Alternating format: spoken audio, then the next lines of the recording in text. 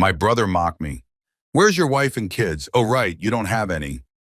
My parents laughed, so I said, where's your money? Oh, right, I've been supporting you until today. The table went silent. And that was the night. Everything changed. The chandelier above my parents' dining table cost more than my first car. I remember because I bought it.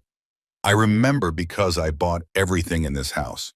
The Persian rug beneath my feet, the mahogany table where my family sat laughing at me, the crystal wine glasses they raised in toast to my brother's latest business venture, the Italian marble countertops in the kitchen where my mother was currently retrieving dessert, probably the dessert itself. I remember because I've been keeping receipts. Not metaphorically, literally, every single one. My name is David Mitchell. I'm 42 years old. I'm a software engineer, a successful one, though you wouldn't know it from the way my family talks about me. I've spent the last 20 years building a career in cybersecurity, working my way up from junior developer to senior architect at one of the largest tech firms in Seattle. I make a comfortable living. More than comfortable, actually. The kind of money that should have bought me respect, or at least basic human decency. Instead, it bought me a front row seat to my own humiliation. David, are you even listening? My brother Marcus leaned back in his chair, that familiar smirk playing across his face. He was 38, 4 years younger than me, and he'd never let me forget that somehow, despite being younger, despite having failed at every business venture he'd ever touched, despite being unemployed more often than not, he was still the golden child. He had what I didn't: a wife, 2 kids, and the kind of charisma that made people overlook the fact that he was fundamentally useless.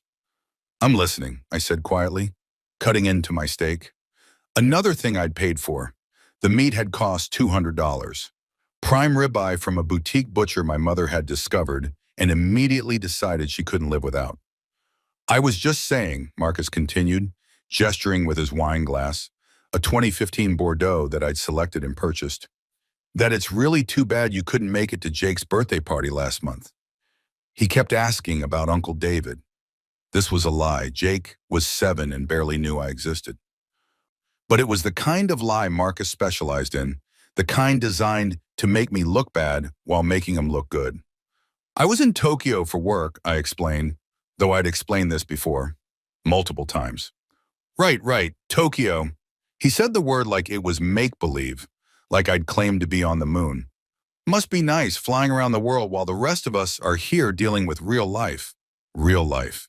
As if raising his children while I paid his mortgage was somehow more authentic than my existence. Marcus, leave your brother alone. My mother's voice drifted from the kitchen, but there was no real force behind it. There never was. It was the kind of performative defense that actually gave Marcus permission to continue, a way of acknowledging the attack while doing nothing to stop it. My father didn't even bother with that much. He just sat at the head of the table, reading something on his phone, occasionally grunting in what might have been agreement with Marcus, or might have been indigestion. It was hard to tell. I'm not bothering him, Mom, Marcus called back. I'm just making conversation.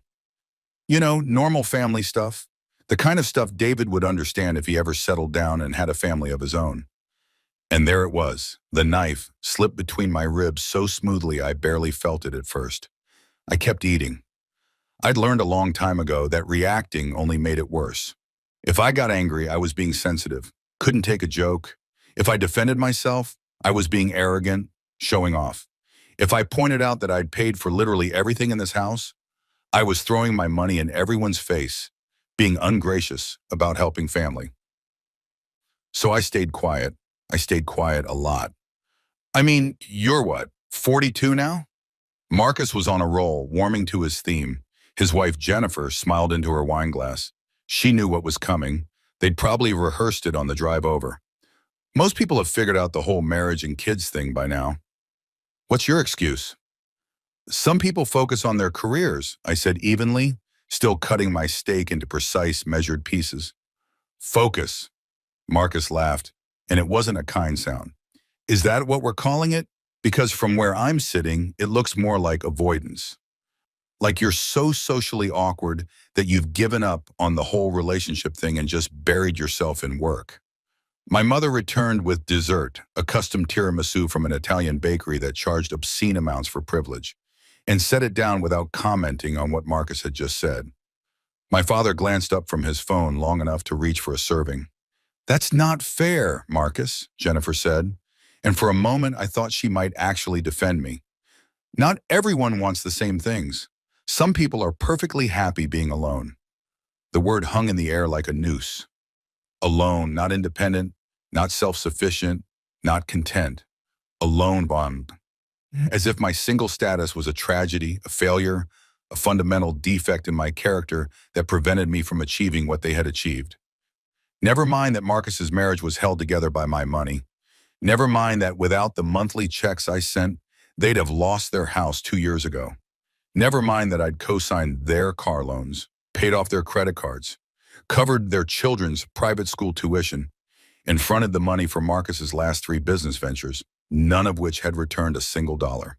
None of that mattered because I didn't have a wedding ring and 2.5 children and a golden retriever named something idiotic, like Buddy. "I'm not unhappy," I said quietly. "Sure you're not." Marcus was really enjoying himself now. I could see it in the way he leaned forward, the way his eyes glittered with something that might have been malice, or might have been the simple pleasure of kicking someone when they're down. "That's why you work 80-hour weeks and spend your free time alone in that sterile apartment of yours. That's the picture of happiness, right there." "My apartment isn't sterile. You have 2 chairs, David. 2. And one of them is a desk chair. Who lives like that? Someone who doesn't need to impress anyone? Or someone who's given up on having people over? When was the last time you went on a date? Actually, don't answer that. I don't want to depress everyone." My mother laughed. It was a small laugh, just a little titter of amusement, but it might as well have been a gunshot. My father chuckled too, shaking his head like I was a sitcom character, a lovable loser whose failures were entertainment for the whole family. And something inside me cracked. Not broke, not yet, but cracked. "Where's your wife and kids?" "David?" Marcus asked, and his voice was pure mockery now, all pretense of brotherly concern abandoned. "Oh, right, you don't have any." The table erupted in laughter. Not loud, boisterous laughter. Worse. The kind of knowing, comfortable laughter that comes from an old joke, a familiar dynamic, a well-worn pattern of humiliation that everyone participates in because it's just how things are. I set down my fork and knife. I folded my napkin. I looked at Marcus, really looked at him, and I saw what I'd been seeing for 20 years but refusing to acknowledge. A bully who'd never grown up. A failure who compensated for his inadequacy by tearing down the person who kept him afloat. A man who took and took and took and then mocked the hand that fed him. And I thought about all the money. Oh God, all the money. 20 years of it. 2 decades of supporting this family, of paying for their lifestyle, of enabling their comfort while they treated me like a defective ATM machine that occasionally needed to be reminded of its place. I'd kept records, spreadsheets, a comprehensive database of every dollar I'd spent on them, every loan I'd made, every bill I'd paid, every expense I'd covered. I'd told myself it was just good financial practice, just responsible record keeping. But that was a lie. I'd been keeping score. And now, sitting at this table, listening to them laugh at me for the 1,000th time, I realized why. I'd been waiting for this exact moment, waiting for the humiliation to reach a critical mass, for the disrespect to become so blatant that even I, patient, accommodating, conflict-avoidant David, couldn't ignore it anymore. Waiting for permission to stop being the good son, the generous brother, the family bank that never closed. "Where's your money, Marcus?" I asked quietly. The laughter stopped, not gradually, instantly, like someone had flipped a switch. Marcus blinked at me. "What?" "Your money." That kept my voice level, conversational, as if I was asking about the weather. "Where is it? I'm curious." "I don't... What are you talking about?" "I'm talking about the fact that you don't have any." I picked up my wine glass, took a slow sip. The Bordeaux was excellent. I had good taste, even if no one ever acknowledged it. Money, I mean. You don't have any money. You haven't had any money for as long as I've known you as an adult. Which is interesting, considering how you live. Jennifer's smile had vanished. My mother had stopped serving dessert, the serving spoon suspended in midair. My father had finally put down his phone. David, Marcus started. No, seriously, I'm genuinely curious about the economics of it. You live in a 4-bedroom house in Bellevue. That's what, $1.2 million, $1.3 million? You drive a Tesla Model X. You send your kids to Lakeside School. That's $40,000 a year per child, if I'm remembering correctly. Your wife doesn't work? You haven't had a steady job in 3 years. So where's the money coming from? I don't have to explain my finances to you. No, you don't. But I think I can explain them for you. Would you like me to? The silence that followed was the kind you feel in your bones, the kind that makes the air heavy and your skin prickle with electricity. My mother finally found her voice. David, this isn't appropriate dinner conversation, isn't it? I turned to her and I watched her flinch slightly. I never challenged her. Never. I was the good son, the one who called every Sunday, who sent flowers on Mother's Day, who never caused problems.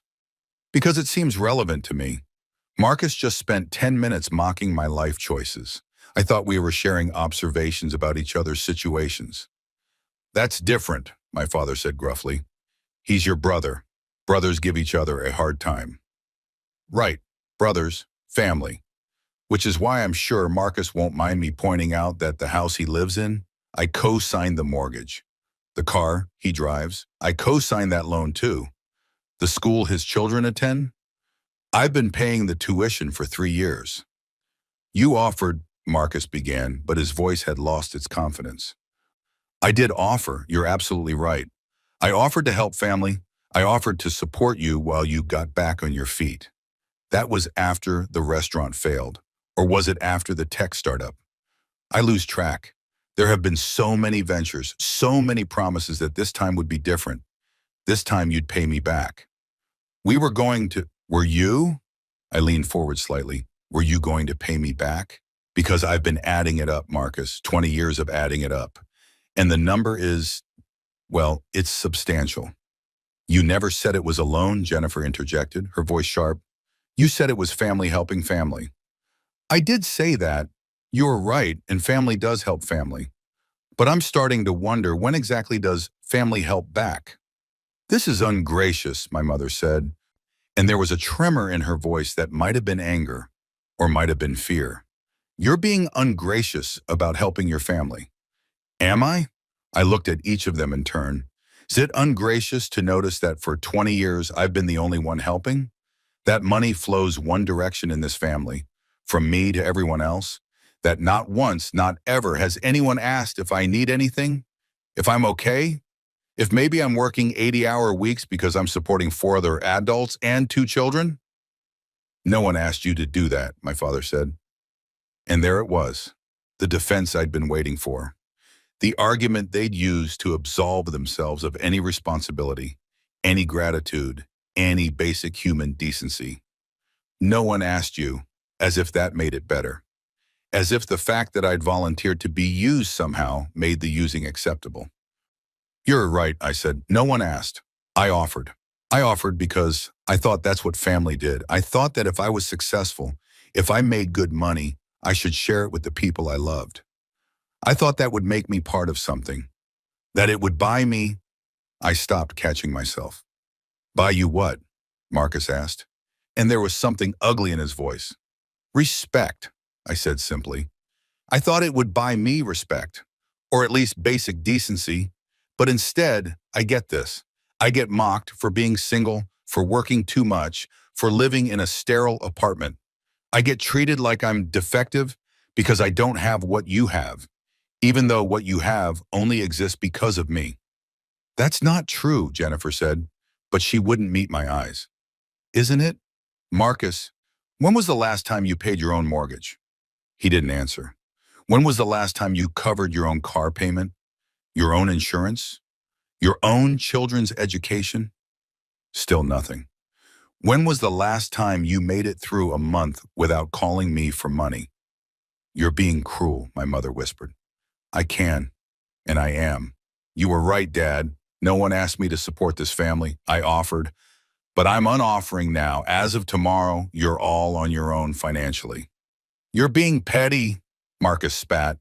And there it was, the real Marcus, the one who appeared when things didn't go his way. You're throwing a tantrum because I made a joke. A joke, I repeated. You think that's what this is about? One joke? You're blowing this completely out of proportion. Am I? Or am I finally responding in proportion to 20 years of disrespect? I stood up, pushed my chair back carefully. I want to be clear about something. This isn't about the money. I don't need the money back. I make plenty. This is about the fact that you took my generosity and twisted it into contempt. You took everything I gave you and decided that made me weak, pathetic, someone to laugh at. We don't think you're pathetic, Jennifer said, but it sounded hollow. Don't you? Then why am I the punchline of every family dinner? Why is my life a source of amusement? Why do you feel entitled to mock my choices while benefiting from my success? I pulled out my phone, opened up a file I'd prepared months ago. Years ago, if I'm being honest. A comprehensive accounting of every dollar I'd spent on my family. I'm going to send you It's All Something, I said. A spreadsheet. It details every payment I've made on your behalf for the last 20 years. Every mortgage payment, every car payment, every tuition check, every time I covered your credit card debt or fronted money for a business venture or paid for a family vacation or bought furniture for this house. All of it itemized, dated, with receipts. Why would you do that? My mother asked, and she looked genuinely confused, as if the idea of keeping track of money given was somehow bizarre. So you understand exactly what you were losing, I said. So when your mortgage payment bounces next month, you'll know exactly how much I was covering. So when you can't afford your car payment, you'll remember this moment. So when you have to pull your kids out of private school, you'll think about tonight. You're being vindictive, my father said. No, I'm being clear. For 20 years, I've been accommodating, patient, generous to a fault, and it bought me nothing but contempt. So now I'm trying something different. I'm trying boundaries. I'm trying self-respect. I'm trying the kind of tough love you all seem to think I need regarding my personal life. I started walking toward the door. David, wait. My mother's voice cracked. We can talk about this. We can work something out. Work what out, Mom? A payment plan for basic human decency? A negotiation where you agree to treat me with respect in exchange for continued financial support? That's not how family should work. But we're family, she insisted, as if that word was a magic spell that erased everything. Are we?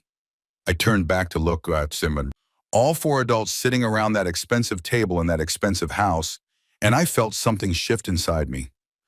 That crack I'd felt earlier, it broke open completely, and what poured out wasn't anger or hurt, it was clarity. Because family protects each other. Family builds each other up. Family doesn't mock your failures or laugh at your loneliness. What we have isn't family, it's a hierarchical system where I'm the cash source and you're the beneficiaries. And as long as I keep funding your lifestyle, you'll keep me around despite finding me fundamentally embarrassing. That's not true, Marcus said, but he couldn't look at me. Prove it.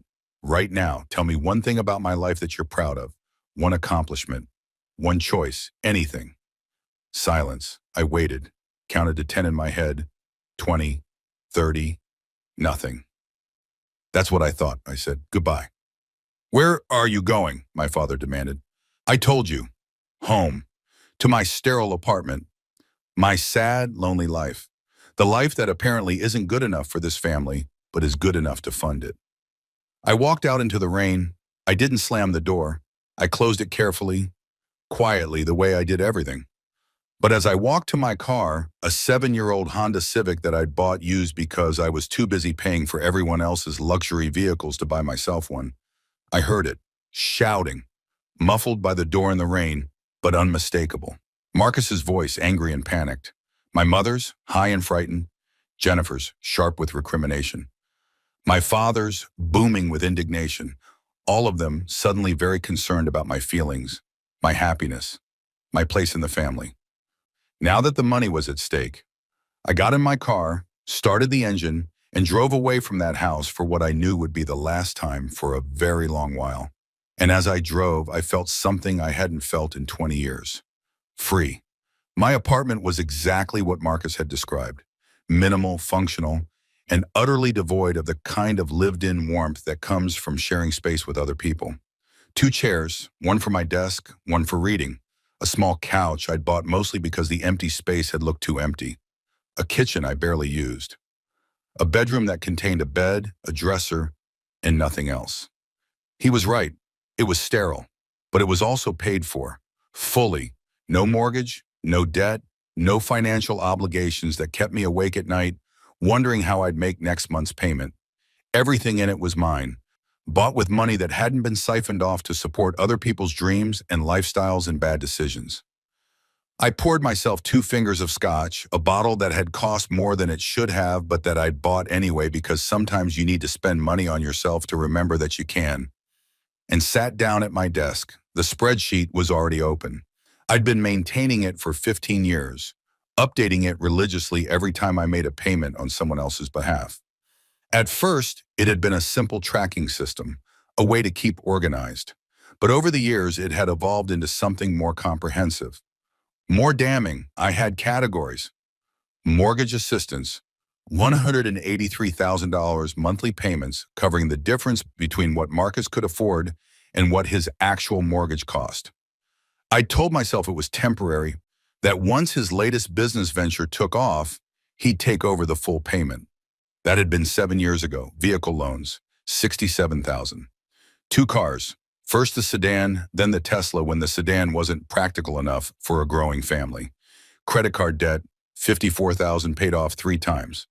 3 separate occasions where Marcus had gotten in over his head and I'd cleared the balance. The first time, he'd promised to cut up the cards. The second time, he'd sworn he'd be more responsible. The third time, he had just looked embarrassed and mumbled thanks. Education costs, $240,000. 2 kids, 3 years of private school each, at $40,000 per child per year, plus the various educational extras, tutors, test prep, summer programs that cost more than some people's annual salary. Business ventures, $125,000. The restaurant that failed within 6 months. The app development company that never actually developed an app. The consulting firm that had no clients.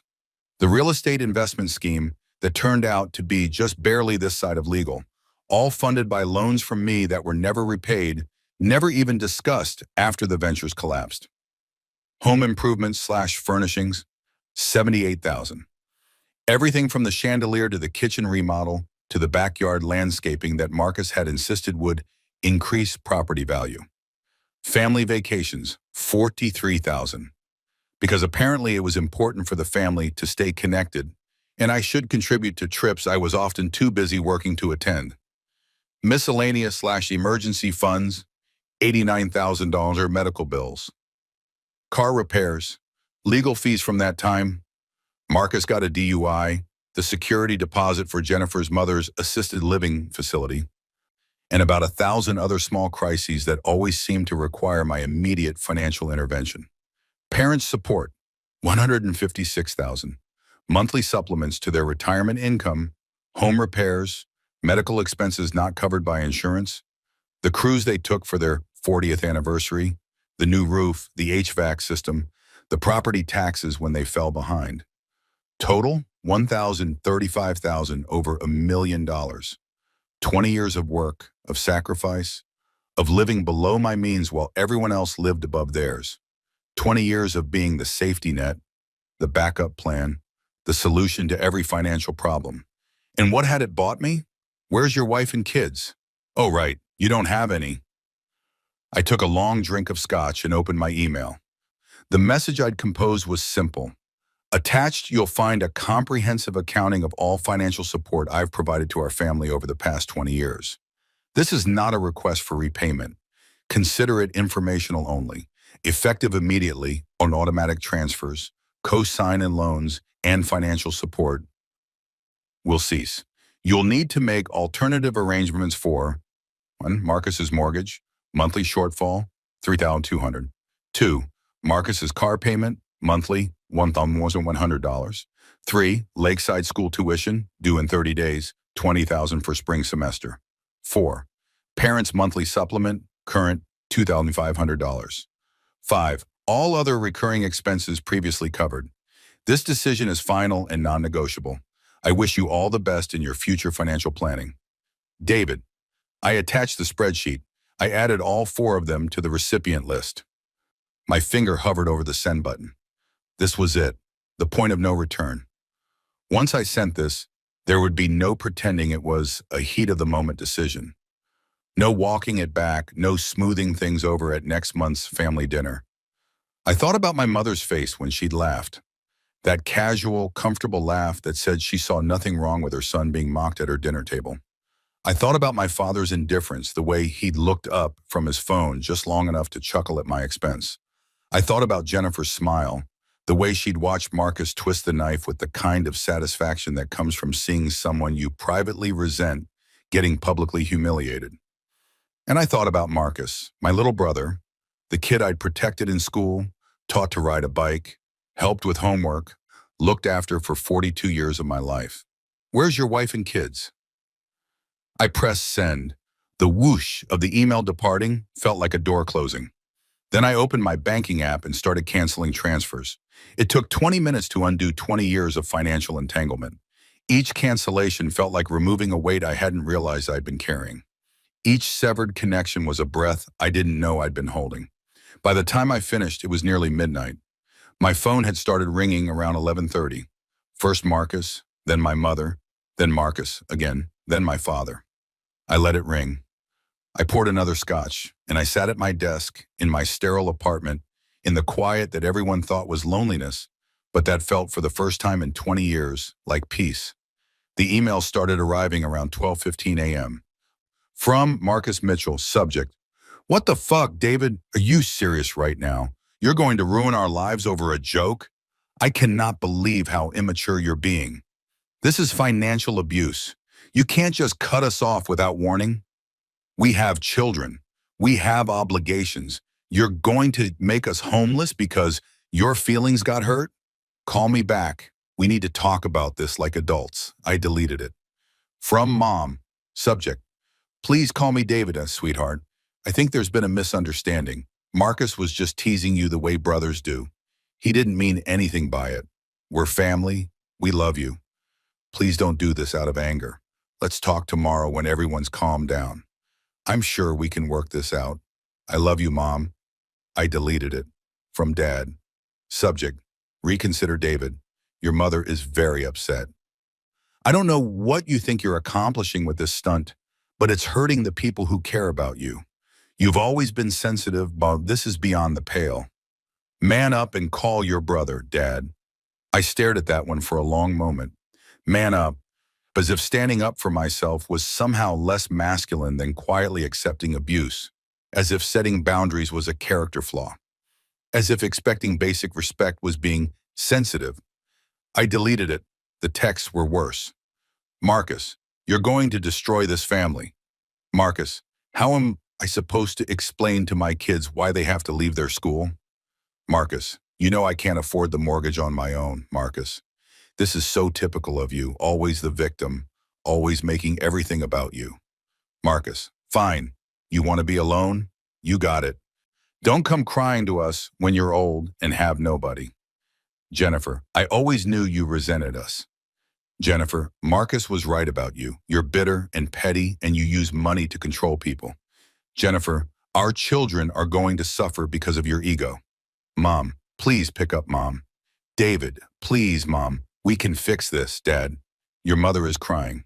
Dad, is this really what you want? I turned my phone face down and finished my scotch. Then I went to bed. For the first time in months, I slept through the night. Morning came with the kind of clarity that follows a storm. I woke up at 6 a.m., my usual time, and for a moment I felt the old anxiety, the sense that I'd done something terrible, that I'd overreacted, that I needed to fix it immediately before the consequences became real. Then I remembered Marcus's face when he'd said it, that smug, satisfied expression, the absolute certainty that he could mock me with impunity because I'd always been too weak, too eager for their approval to push back. The anxiety evaporated. I made coffee, good coffee, from a French press I rarely used because I was usually too busy to bother. I made eggs. I sat at my small kitchen table and ate breakfast while watching the sunrise through my apartment window, 17 floors up with a view of Elliott Bay that I'd never really appreciated because I was always too busy working to pay for everyone else's lives. It was beautiful. The water was silver in the early light, dotted with ferries heading toward the islands. The Olympic Mountains were visible in the distance, sharp and clear after the rain. I'd lived in this apartment for 8 years and never really looked at it. My phone was blowing up. I could see the notifications stacking up even from across the room, a constant stream of incoming messages and calls. I ignored them. Instead, I opened my laptop and started going through my actual obligations. Not the ones I'd taken on out of guilt and family pressure, but the ones I'd legally, contractually agreed to. Removing myself as co-signer would be more complicated than I'd suggested in my email. I'd need lawyers. I'd need to coordinate with the mortgage company and the bank. There would be paperwork, negotiations, possibly legal challenges if Marcus decided to fight it. But it was doable. Everything was doable. I sent an email to my attorney, a woman I'd worked with on some contract reviews for my company, explaining the situation and asking for a consultation. She responded within the hour. From Sarah Chen, Jim, Natchez Garbrinan, JDR. Subject: Family Financial Disentanglement. David, I've reviewed your initial summary. This is more common than you might think. I've handled several cases of adults attempting to extricate themselves from financially dependent family relationships. Good news, you have options. Bad news, it's going to be messy. Can you come in today at 2 p.m.? I'll have some preliminary recommendations. Sarah. I confirmed the appointment. Then I did something I hadn't done in 5 years. I called in sick to work. Not actually sick, just needing a day, needing time to handle personal business without the constant pressure of deadlines and meetings and code reviews. My manager, Tom, was surprised but understanding. Everything okay? He asked. Family stuff, I said, which was true enough. Take what you need. We've got you covered. That was it. No judgment, no suspicion that I was lying, no guilt trip about letting the team down. Just simple, uncomplicated support from a colleague who respected my professionalism enough to trust that if I said I needed a day, I needed a day. It was such a stark contrast to my family that I almost laughed. At 9 a.m., my mother called. I let it ring. At 9:15, my father called. I let it ring.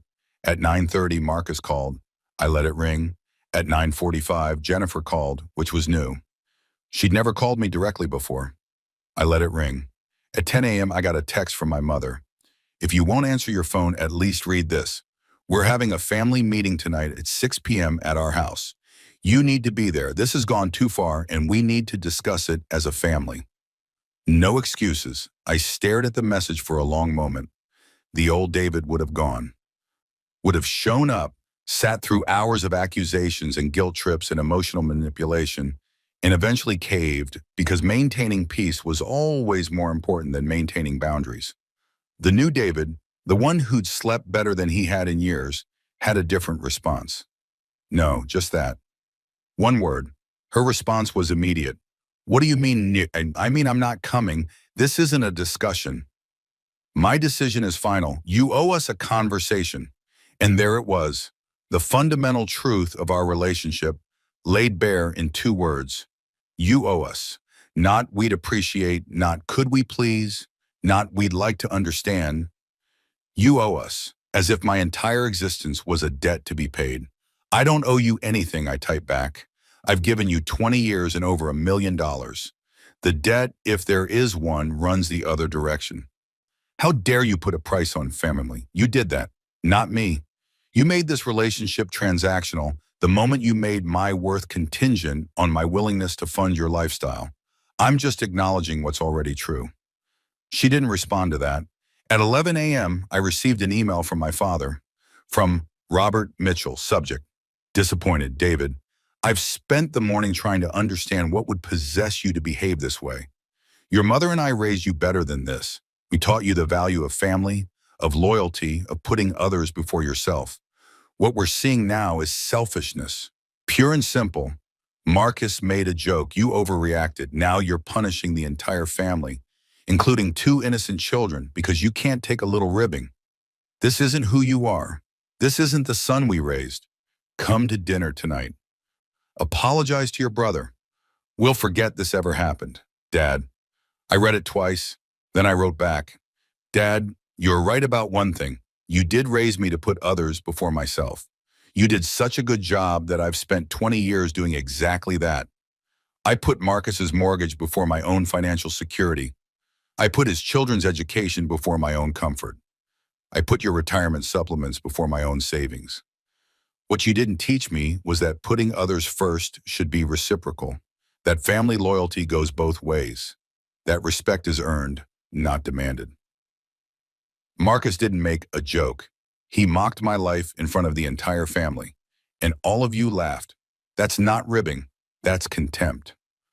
And the fact that you're more concerned about my reaction than his action tells me everything I need to know about where I stand in this family.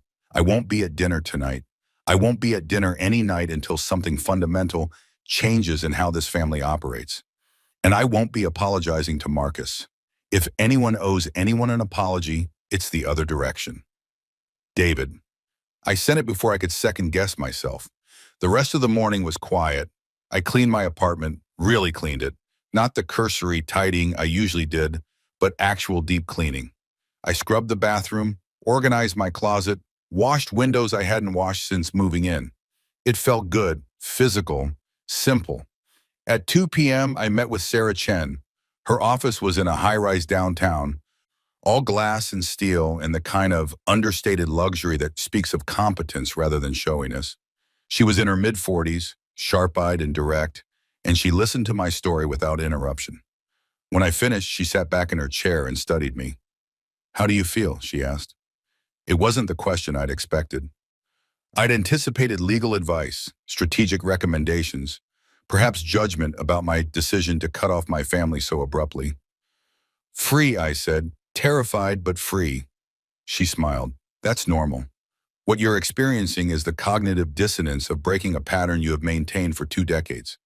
Your brain is telling you this is wrong because it's unfamiliar, not because it actually is wrong." "Is it wrong legally, I mean? Can they come after me?" "For what?" "You're not legally obligated to support adult family members, including your parents, unless they can prove they're dependent on you for basic needs, which they clearly aren't. As for the co-signee loans, we can start the process of removing you, but you'll need to accept that it might mean those loans default, which means Marcus loses his house and car." "Potentially, yes. Are you okay with that?" I thought about it, really thought about it. Was I okay with my brother losing his house? "He won't lose it," I said slowly. "He'll do what he should have done years ago, get a job that can actually support his lifestyle or downsize to something he can afford. The house isn't going to disappear. He'll just have to face reality. And if he doesn't, if he digs in his heels and lets it all collapse, then that's his choice. I've spent 20 years preventing consequences for him. Maybe consequences are exactly what he needs." Sarah nodded. "Okay, then here's what I recommend."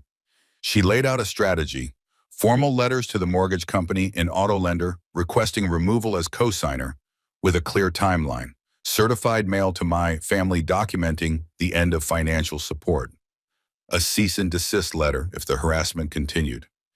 Everything official, documented, legally airtight. "This is going to get worse before it gets better," she warned. "When people lose access to resources they've come to depend on, they don't react rationally. Expect escalation, expect manipulation, expect them to say things designed to make you feel guilty enough to cave." I know. Do you? Because knowing intellectually and handling it emotionally are different things. These aren't strangers. They're your family. They know exactly which buttons to push. They've been pushing them for 20 years, and you've been letting them. What's different now? I thought about that chandelier glittering above the table, thought about my brother's smirk, thought about my mother's laugh. I said. "I'm different now." Then let's make it official. I left her office with a plan, a timeline, and a stack of documents to review and sign. I also left with something unexpected: validation. Sarah had looked at my spreadsheet, my accounting of everything I'd given, and she hadn't called me petty. She hadn't suggested I was overreacting. She just nodded and said, "This is financial abuse. You understand that, right? What they've done to you is a form of abuse." I hadn't understood that. I'd thought I was just being weak, letting myself be used because I was too conflict avoidant to say no. But Sarah had reframed it. They'd systematically conditioned me to believe that my value was in my utility, that love was transactional, that family meant endless giving without the right to expect anything in return. And they'd done it so gradually, so naturally, that I'd internalized it completely. No wonder I'd never dated seriously. How could I, when I'd learned that relationships were about what you could provide, not who you were? When I'd spent 20 years proving that generosity only invited exploitation? No wonder I worked so much. Work was simple. You did good work, you got paid. Clear, transactional in a healthy way. No hidden expectations, no moving goalposts, no punishment for failing to read minds. No wonder my apartment was sterile. Why build a home for yourself when you'd learned that home was where people took from you? I drove back to my apartment in a daze, Sarah's words echoing in my head. Financial abuse, systematic conditioning, learned helplessness. At 6 p.m., exactly when the family meeting was supposed to start, I ordered takeout from an expensive sushi place I'd always wanted to try but never had because it seemed wasteful to spend $80 on dinner for one. I ate at my kitchen table, looking out at the city lights, and I didn't feel lonely. I felt present. At 7:30 p.m., the text started again. "Marcus, you didn't show Marcus. We waited for you. Marcus, Mom is devastated. Marcus, Dad says this is the last straw. You're not welcome here anymore." That last one made me laugh out loud. Not welcome? In the house I'd essentially paid for? At the table I'd literally bought? I typed back, "Good, that makes things simpler." "Mom, how can you be so cold?" "Mom, where you your son? Mom, doesn't that mean anything to you?" "It meant something to me for 42 years, I wrote back. "It clearly never meant the same thing to you." She didn't respond. At 9 p.m., I got a call from an unknown number. I answered it, thinking it might be work-related. "David, it's Jennifer." I almost hung up, but curiosity stopped me. "What do you want, Jennifer?" "I want to talk, off the record, just person to person." "You've never wanted to talk to me before." "That's not true. It is. In 10 years of you being part of this family, we've never had a conversation that wasn't about logistics or small talk at family functions. So what do you really want?" There was a long pause. "I want you to understand what you're doing to us," she said finally. "We're going to lose everything. Our house, our cars, our kids' education. All of it. No, Marcus is going to have to figure out how to afford his own life. There's a difference. He can't, not without your help. Then he needs a different life, one he can actually afford. That's easy for you to say. You don't have children depending on you." And there it was again. The knife slipped in so smoothly. You don't have children. As if that made my life worth less. As if that made me less deserving of respect. "You're right," I said. "I don't have children. Know why? Because I've been too busy raising yours." "That's not fair, isn't it? Who's been paying for their education, their activities, their summer camps? You and Marcus have gotten to play at being parents while I've been the actual financial provider. So don't tell me I don't understand children depending on you. I've had 4 people depending on me for 20 years. We didn't ask you to pay for all that. You absolutely did. Every time Marcus called saying he was short on tuition. Every time you mentioned you couldn't afford new clothes for the kids. Every time there was a school trip or a birthday party or a Christmas that required money. You asked, I gave. And now you're angry that I've stopped. We're grateful. You're not. If you were grateful, you wouldn't have sat there laughing while your husband mocked me. You wouldn't be calling me now trying to manipulate me into continuing to subsidize your lifestyle. You'd be figuring out your own solution. There is no solution. We can't afford our life without you. Then change your life. Why are you being so cruel? I'm not being cruel. I'm being absent. There's a difference. Cruel would be holding the loans over your head, demanding repayment, threatening you. Absent is just not being involved anymore, not being the solution to your problems, not being the bank you can always count on. But we're family, then act like it. I hadn't meant to yell, but the words came out sharp and loud. Act like family. Show me 1 ounce of the consideration I've shown you. 1 moment of the respect I've never asked for, but definitely earned. 1 sign that I'm more to you than a checkbook. Silence. That's what I thought, I said quietly. Goodbye, Jennifer. I hung up. My hands were shaking. I poured another scotch, even though I probably shouldn't have. Even though I had work tomorrow and drinking alone was probably not the healthiest coping mechanism. But I wasn't drinking to escape. I was drinking to celebrate. Because for the first time in 20 years, I'd said everything I wanted to say. I'd drawn a line. I'd chosen myself. And despite the shaking hands and the anxiety and the certain knowledge that this was going to get worse before it got better, I felt alive. The escalations Sarah had warned about began 3 days later. I'd spent those 3 days in a strange sort of limbo, going to work, coming home, existing in a space where my phone was constantly exploding with messages I didn't read and calls I didn't answer. I'd set up a separate folder for family emails, routing them automatically so they wouldn't clutter my inbox. I didn't read them either. I was done engaging. On Thursday, I got a call at work from an unknown number. I normally wouldn't have answered, but I was expecting a call from a vendor, so I picked up. David Mitchell? The voice was female, professional, unfamiliar. Speaking. My name is Detective Sarah Reeves with the Seattle Police Department. I'm calling about a welfare check request we received concerning you. My stomach dropped. A what? Your mother called our non-emergency line this morning saying she hadn't heard from you in several days and was concerned for your safety. She indicated you might be experiencing a mental health crisis. I closed my eyes. Of course. Of course she had. Detective, I'm fine. I'm at work. I've been ignoring my family's calls because we're in a dispute, but I'm not in any danger. Can you verify your identity for me? I did. Birth date, address, last 4 of my social.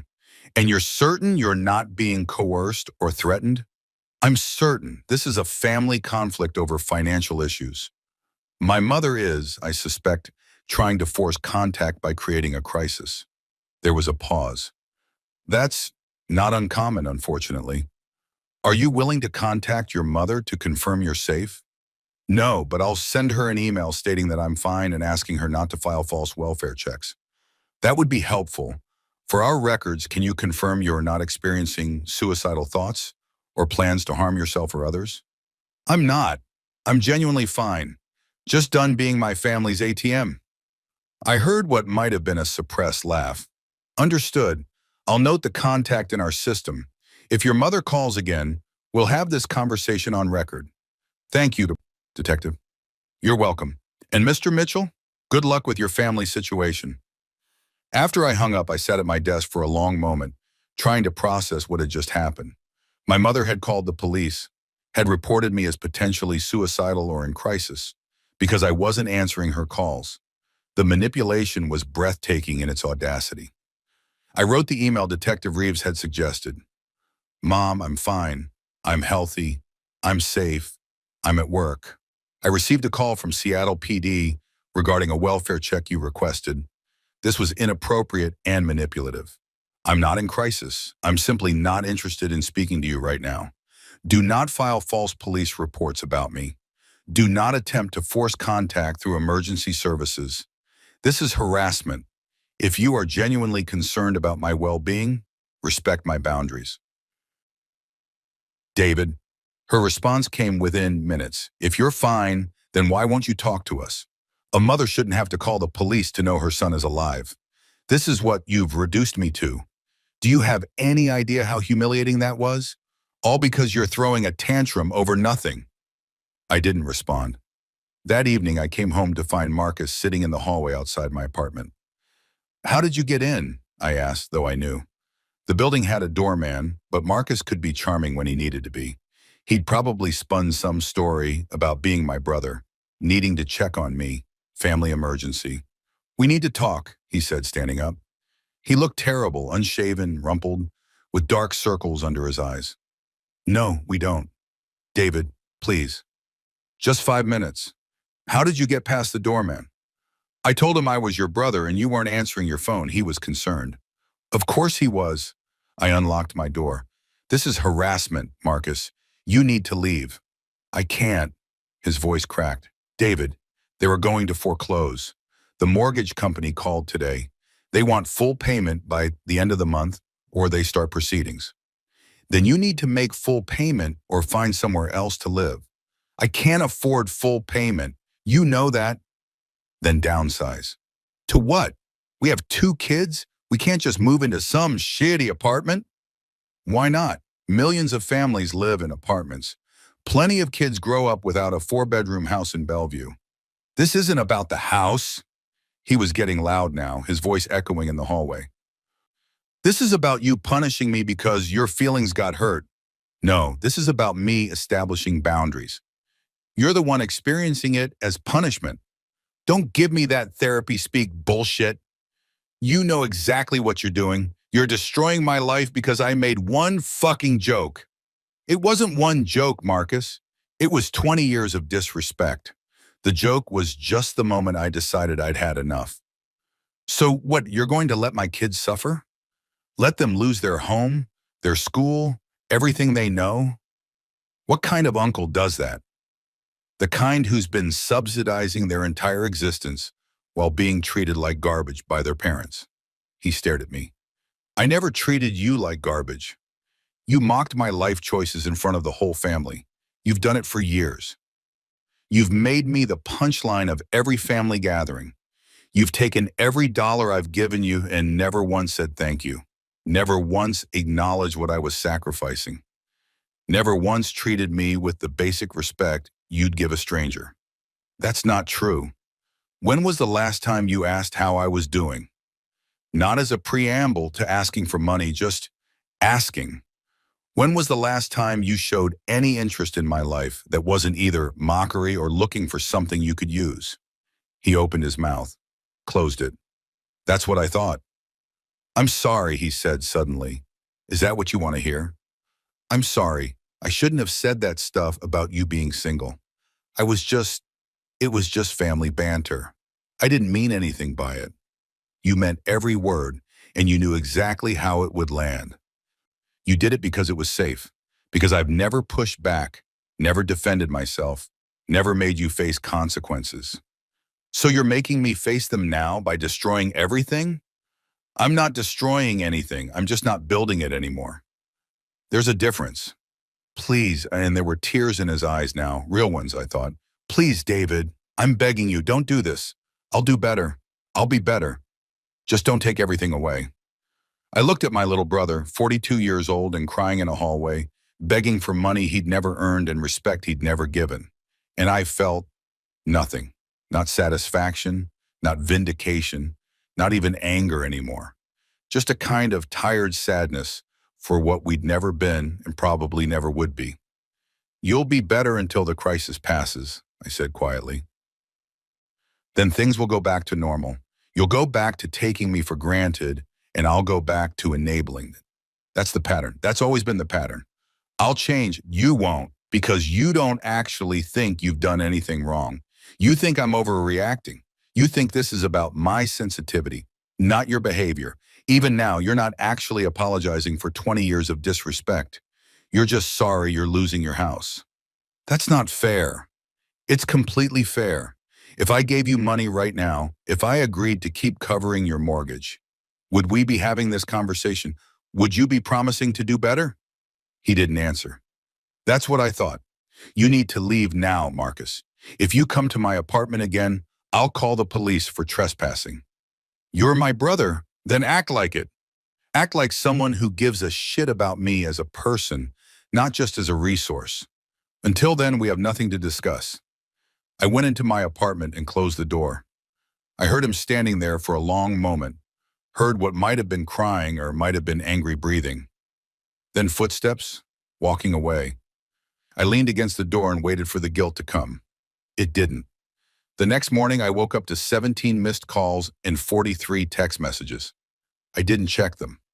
Instead, I went to the gym, something I rarely did because I was always too busy working to afford everyone else's lives. I worked out for an hour, showered, got breakfast at a cafe I'd always wanted to try, but never had because it seemed indulgent. The Eggs Benedict was incredible. At 10 a.m., I got a call from Sarah Chen. "Have you checked your email?" she asked. "No, why?" "Your brother hired a lawyer." My stomach tightened. "What?" "He's claiming you entered into a verbal contract to support his family indefinitely. He's demanding you continue payments or reimburse him for losses incurred in reliance on your promise." I started laughing. I couldn't help it. The sheer audacity of it was almost beautiful. "David, are you okay?" "I'm fine. This is just, it's so perfectly Marcus. Take money for 20 years, never pay it back, and then sue when it stops. It's genius, really. It's also completely without merit. You don't have a case to worry about. Verbal contracts for ongoing family support aren't enforceable in Washington. But it is harassment. Can we do anything about it? We can send a cease and desist. We can also countersue for the harassment if you want to get aggressive." "No countersuing. Just make it stop." "Done. I'll have something drafted by the end of day." After I hung up, I finally checked my email. The letter from Marcus's attorney was everything you'd expect. Officious, threatening, full of legal language designed to intimidate. I forwarded it to Sarah without comment. Then I read the other emails. From Mom, subject, "How can you do this?" "Your brother is beside himself. His children are asking why they have to leave their school. Your niece cried herself to sleep last night. Your nephew asked if they did something wrong. This is on you. Their pain is on you. How does that feel? How does it feel to hurt innocent children?" From Dad, subject, final warning. "Fix this by Monday or you're no longer part of this family. Your mother means it. I mean it. You've crossed a line." From Jennifer. Subject, "You monster. I hope you're happy. I hope destroying a family makes you feel powerful, because that's what this is. A power trip from someone who's always been too weak to command respect any other way. You've wanted this all along, haven't you? You've wanted us to suffer. You wanted to punish us for having what you can't have. Well, congratulations. You win. We're suffering. I hope it was worth it." I read them all. Then I did something I'd never done before. I laughed. Not a bitter laugh, not a hurt laugh, a genuinely amused laugh. Because after everything, after 20 years of support, after $1 million, after sacrificing my own comfort and future and happiness, they still thought they were the victims. They genuinely believed that my refusing to continue subsidizing their lifestyle was the moral wrong in this situation. Not the mockery, not the disrespect, not the years of taking without giving. My boundary was the problem. I wrote back to all of them. One email addressed to the whole family. "I've received all of your messages. I've read your accusations, your threats, your guilt trips. I've seen the lawyer's letter, heard about the welfare check, been ambushed in my hallway. None of it changes my decision. You seem to believe that if you just apply enough pressure, if you make me feel guilty enough, or scared enough, or sorry enough, I'll cave. You're operating on 20 years of precedent where that strategy worked. But I'm not that person anymore. To be clear, I will not resume financial support. I will not be emotionally manipulated. I will not attend family functions. I will not engage with further attempts at contact. Your financial crisis is not my emergency. Your children's disappointment is not my responsibility. Your anger is not my burden to carry. You have choices. You can downsize. You can budget. You can live within your means. Millions of families do it every day. The fact that you've become accustomed to a lifestyle you can't afford is not my problem to solve. When and if you're ready to have a relationship based on mutual respect rather than financial dependency, you know where to find me. Until then, please stop contacting me. Further harassment will be addressed through legal channels. David, I sent it. Then I blocked all of their numbers, set up an email filter to automatically archive anything from their addresses, and went back to my breakfast. My eggs were cold, but I didn't care. I just bought myself something I hadn't had in 20 years. Peace. The silence when it finally came was deafening. For 3 weeks, I heard nothing. No calls, though I'd blocked them. No emails, filtered to a folder I never checked. No ambush visits, no police welfare checks, no lawyer letters. Just nothing. It was disorienting at first, like when a chronic pain suddenly stops and you can't quite believe it's real. Keep waiting for it to come back. I threw myself into work with a focus I hadn't had in years. Without the constant background anxiety about my family's next financial crisis, without the mental energy spent managing their expectations and handling their emergencies, I felt like I had extra bandwidth I'd forgotten existed.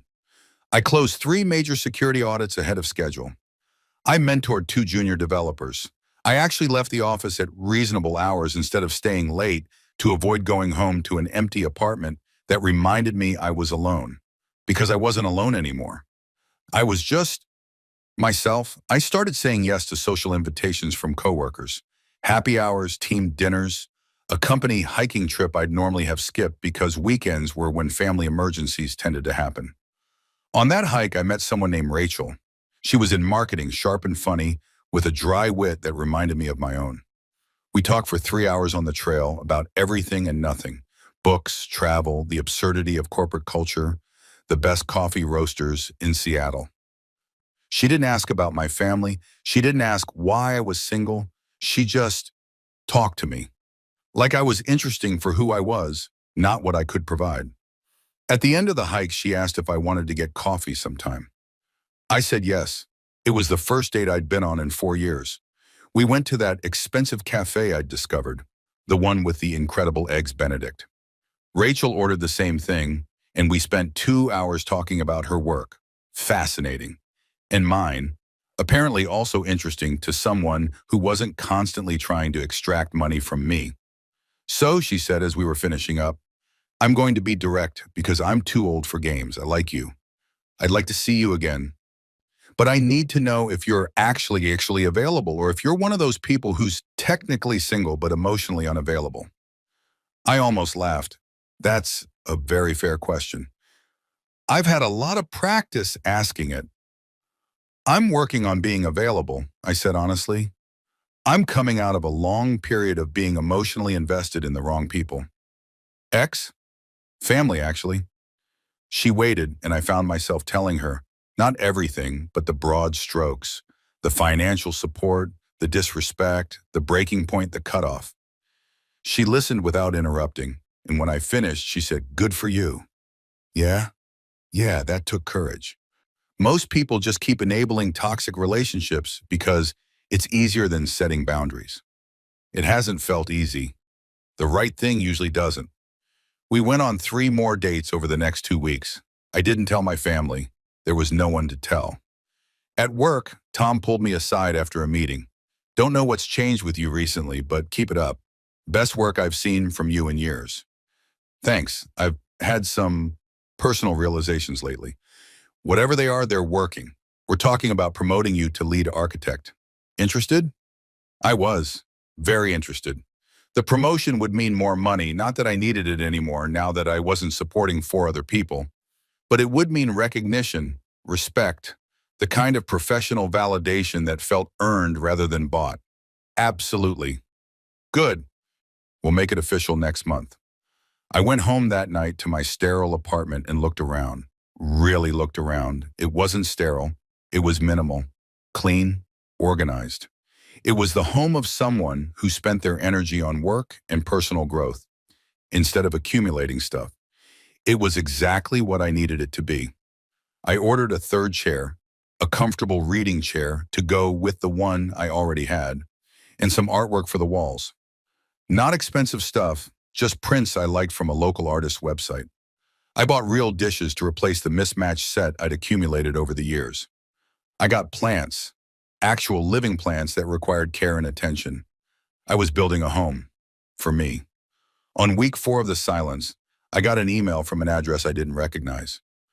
The filter hadn't caught it because it wasn't from any of my family's known addresses. From Margaret Dockert Wilson, talking to somebody, 27, gmail.com, subject. From your mother, David, I'm writing from a new email address because I know you're blocking the old one. Your father had a heart attack. I stopped breathing. He's in the ICU at Swedish Hospital. They don't know if he's going to make it. Your brother is here. I'm here. Your father is asking for you. Whatever is going on between us, he's your father. Please come. Mom. I read it 3 times. My father had a heart attack. My first thought was, this is real. My second thought was, or it's another manipulation. My third thought was, how fucked up is it that I can't tell the difference? I called Swedish Hospital. ICU, please. A transfer, a wait, then ICU nursing station. I'm calling to check on a patient. Robert Mitchell? Are you family? I'm his son. Hold, please.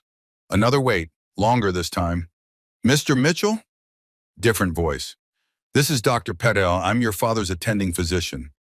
My heart was pounding. Is he really there? Is this real? There was a pause. Yes, your father is here.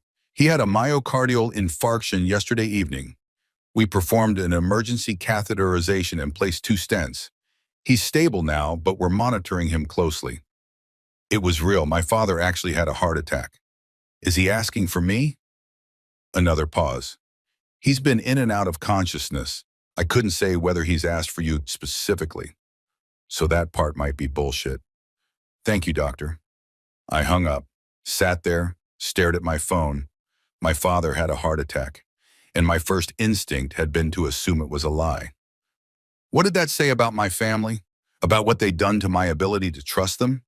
I could go. I could show up at the hospital, be the good son one more time, prove that I wasn't heartless, that I did care, that family meant something to me. Or I could not go. I could maintain my boundary. Trust that my father was getting excellent care from medical professionals and that my presence or absence wouldn't change his medical outcome. Acknowledge that if this was another manipulation, showing up would just reward the behavior. I called Sarah Chen. My father had a heart attack, I said when she answered. I'm sorry, how is he? Stable, but my mother is using it to try to force contact. Of course she is. She didn't sound surprised. What do you want to do? I don't know. If I go, I'm giving them what they want. Proving that all they have to do is manufacture a crisis and I'll come running. But if I don't go and he dees us, then you'll have to live with that choice. But David, people have heart attacks. Elderly parents have health scares. That's life, not manipulation. The question is, can you go and maintain your boundaries? Can you show up as a concerned son without reverting to being the family bank? Could I? I didn't know. Take some time to think about it, Sarah said. You don't have to decide right now. Your father is stable. You have time. I spent the next hour thinking about it. Then I got dressed, got in my car, and drove to Swedish Hospital. The ICU was on the 4th floor.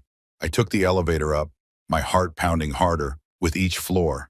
I didn't know what I was going to find, didn't know if I was making a mistake. But I knew I couldn't live with myself if I didn't at least see him. I checked in at the nursing station, was given a badge, and directed to room 4 to 17. My mother was in the hallway outside.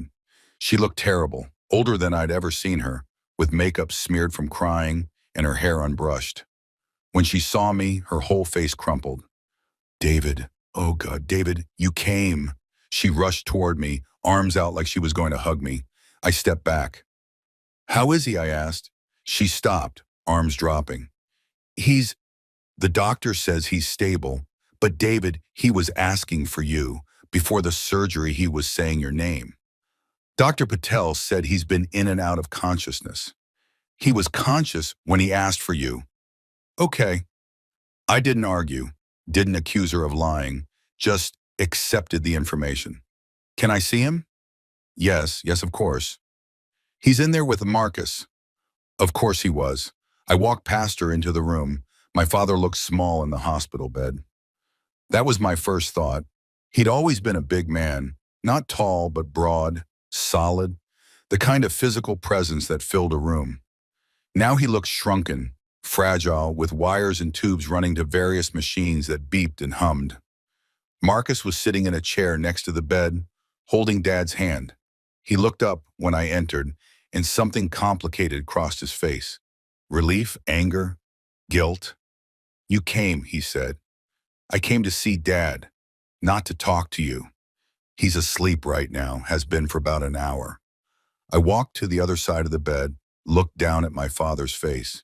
He looked peaceful, tired, but peaceful. "How did it happen?" I asked.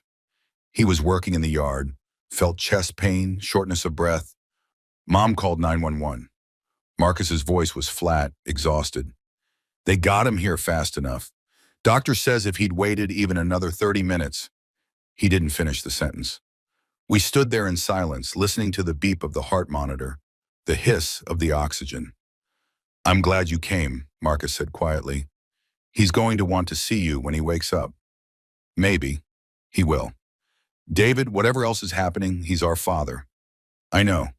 And he loves you." I looked at my brother.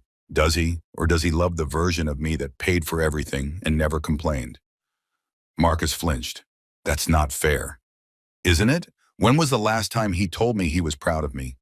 When was the last time he asked about my life? When was the last time he treated me like I was worth something beyond my bank account?" "He had a heart attack, David." "Can we not do this now?" "You're right, we can't do this now. We can't do it ever because none of you are willing to actually look at what our family has become." "What it's become? You mean what you've made it by cutting us off?" "No, what it's always been. I just stopped pretending otherwise." The door opened. My mother came in, followed by a nurse. "I'm sorry, but ICU policy is 2 visitors at a time," the nurse said gently. "One of you will need to step out." I started to leave, but my mother grabbed my arm. "Stay. Please, Marcus can go get coffee." Marcus looked like he wanted to argue, but the nurse was waiting, so he stood up. "I'll be back in 15 minutes. He left. My mother took his seat, still holding my arm, like she was afraid I'd disappear if she let go. "I'm so glad you're here," she whispered. "I wasn't sure you'd come. I came to see Dad, to make sure he's okay." "He's going to be okay. The doctor says the surgery went well. He just needs to rest, change his diet, reduce stress." She trailed off, looking at me meaningfully. There it was.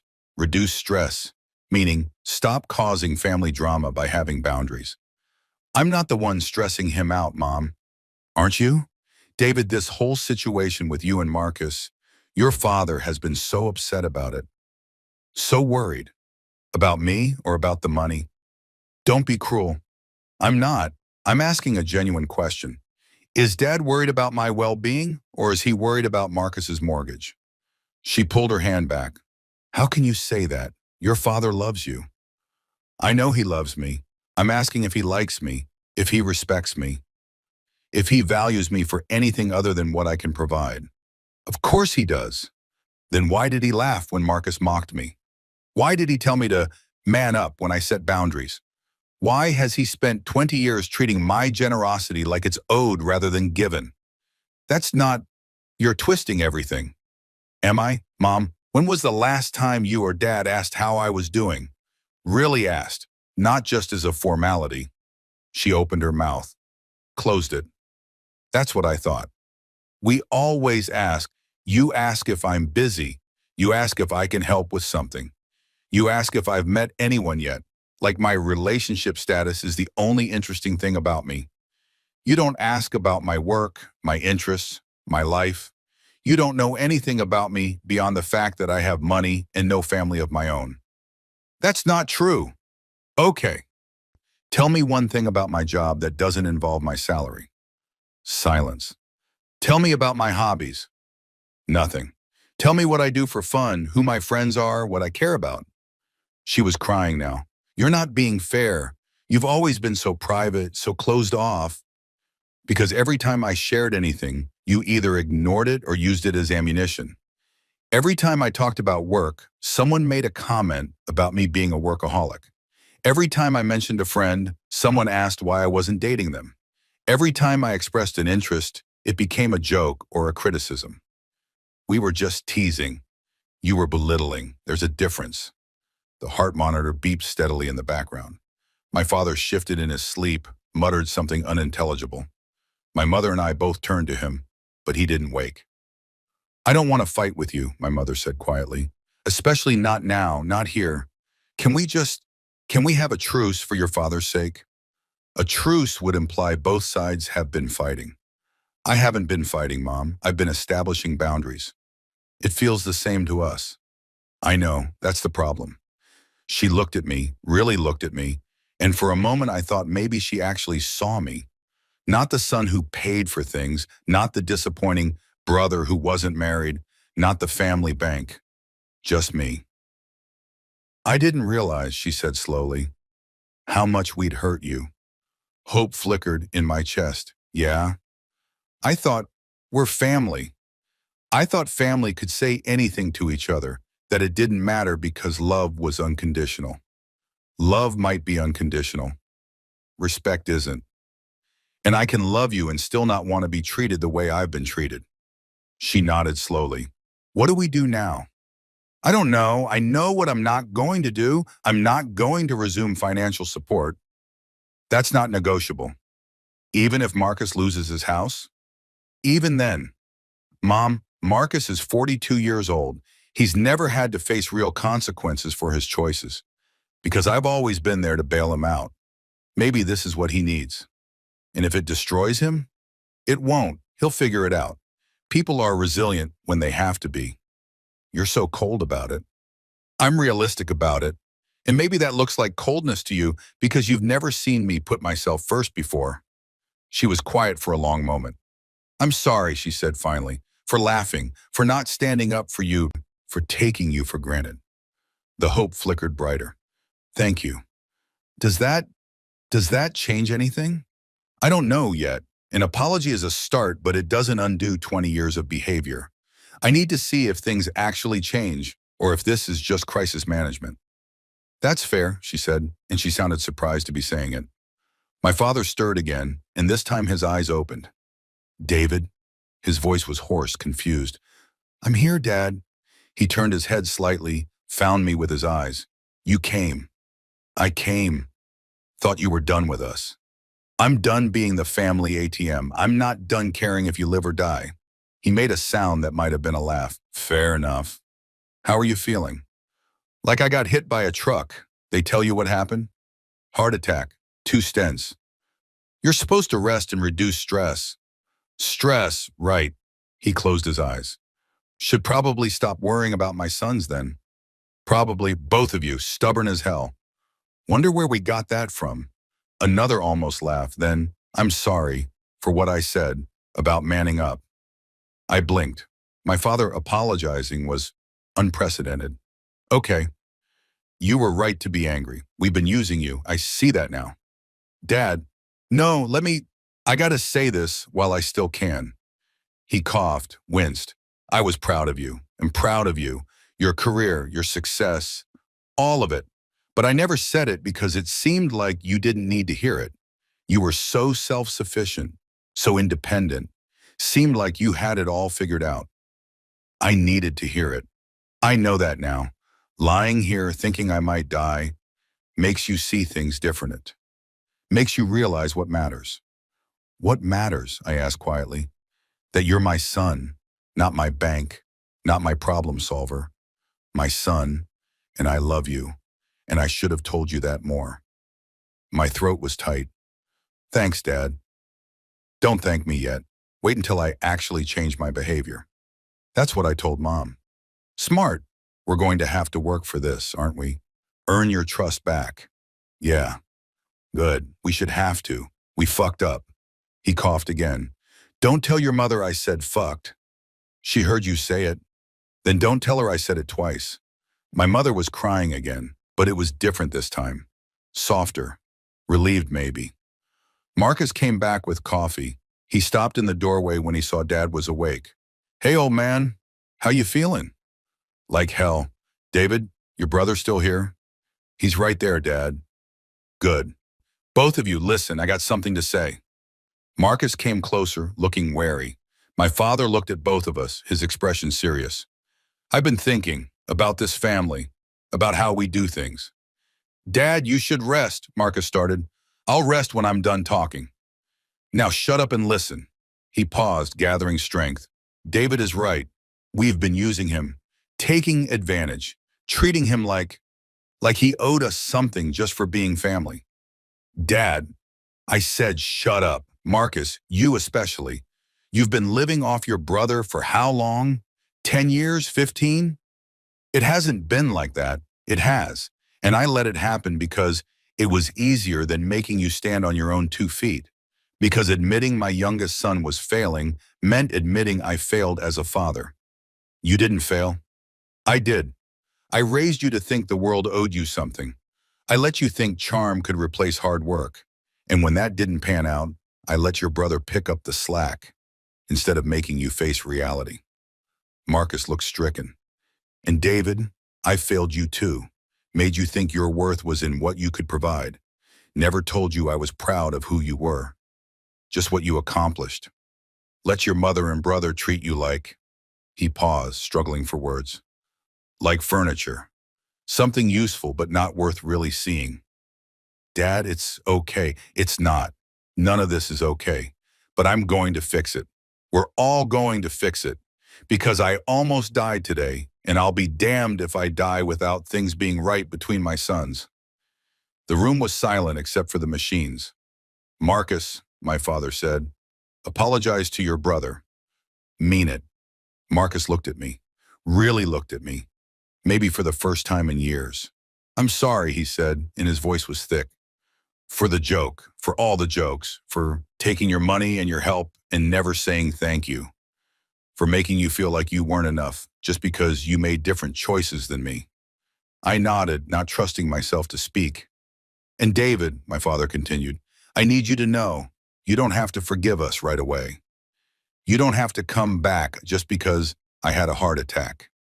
You take whatever time you need. We'll be here when you're ready, if you're ever ready. I'm here now, I managed. I see that, and I'm grateful. But being here now doesn't mean you have to go back to how things were. You understand? I'm not asking you to. Whatever boundaries you need, we'll respect them. I'm not giving anyone money, I said. That doesn't change. Understood. Marcus, you hear that? Marcus nodded miserably. Then figure your life out. Sell the house if you have to. Get a bar. Live like an adult instead of a trust fund kid without a trust fund. I know. Do you? Because you've been avoiding reality for a long time. Well, reality caught up. Deal with it. It should have felt satisfying watching my father finally hold Marcus accountable. Instead, I just felt tired. Can I ask you something, Dad? I said. Anything. Do you actually want me in this family? Or do you just want things to go back to normal where I'm the safety net? He was quiet for a long moment.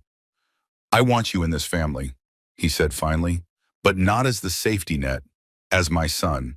And I know I have to earn that. No, we all do it. Can't just say it and expect you to believe it. No, you can't. So what do we do? I don't know yet. Maybe just this. Being honest, actually talking instead of just going through the motions. I can do that. He looked at Marcus. We can both do that. Marcus nodded. My mother reached over and took my hand. This time I didn't pull away. We sat there for a while, the four of us, and it wasn't comfortable or easy or fixed. But it was different, and different was a start. My father stayed in the hospital for 5 days. I visited every day, though not for long. An hour in the morning before work. Sometimes another hour in the evening. I didn't stay for the family dinners my mother organized in the cafeteria. I didn't participate in the vigils where everyone sat around talking about how scared they'd been, how precious life was, how we all needed to appreciate each other more. I visited my father. I left. I maintained my boundaries. On day 3, Marcus cornered me in the hallway outside the ICU. Can we talk? He asked. We are talking. I mean really talk. Not in front of Dad, not with Mom hovering. I checked my watch. I have 15 minutes before I need to leave for work. Okay, that's fine. He ran a hand through his hair, looking nervous. I've been thinking about what Dad said, about figuring my life out. And you're right, I can't afford the house. I've been pretending I could, telling myself the next business idea would work out, but he laughed bitterly. They never do they? No. I'm putting it on the market tomorrow. We're going to rent for a while. Somewhere we can actually afford on Jennifer's salary until I find real work. Jennifer's salary? She's taking a job, teaching position at a public school. It doesn't pay much, but it's steady. I tried to hide my surprise. I didn't know she was a teacher. She was, before we had kids, gave it up because we didn't need the money because you were covering everything. He met my eyes. I'm not asking you to feel sorry for us. I'm just telling you we're handling it, like adults. Good. The kids are going to public school next year. Jake is upset about leaving his friends, but he'll adjust. Kids do. They do. I've got some interviews lined up, real jobs, not ventures, sales positions mostly. It's not what I thought I'd be doing at 42, but it pays the bills. That's all it needs to do. He nodded, then hesitated. Can I ask you something? You can ask. Did you ever actually believe in any of my business ideas? Or were you just humoring me? I thought about lying, thought about being diplomatic. Then I remembered my father saying we needed to be honest. I believed in the first one, I said, the restaurant. I thought you had a real concept, a real plan. After that, no, I knew they were going to fail. I gave you money anyway because you're my brother and I wanted to support you. Even knowing I'd lose it all? Even knowing. God, that's so much worse than if you just said no. I know. Why didn't you just say no? Because I thought if I supported you enough, eventually you'd succeed. And because I thought if I said no, I'd lose my place in the family. Turns out I didn't have much of a place anyway. Marcus flinched. Okay, that's fair. That's fair. We stood there in the hospital hallway, fluorescent lights buzzing overhead, and I saw something I'd never seen in my brother before. Genuine remorse. I'm going to pay you back, he said suddenly. Marcus, I know you said you didn't want it, but I need to, even if it takes the rest of my life, even if it's $20 a month. I need to pay you back because that's what adults do.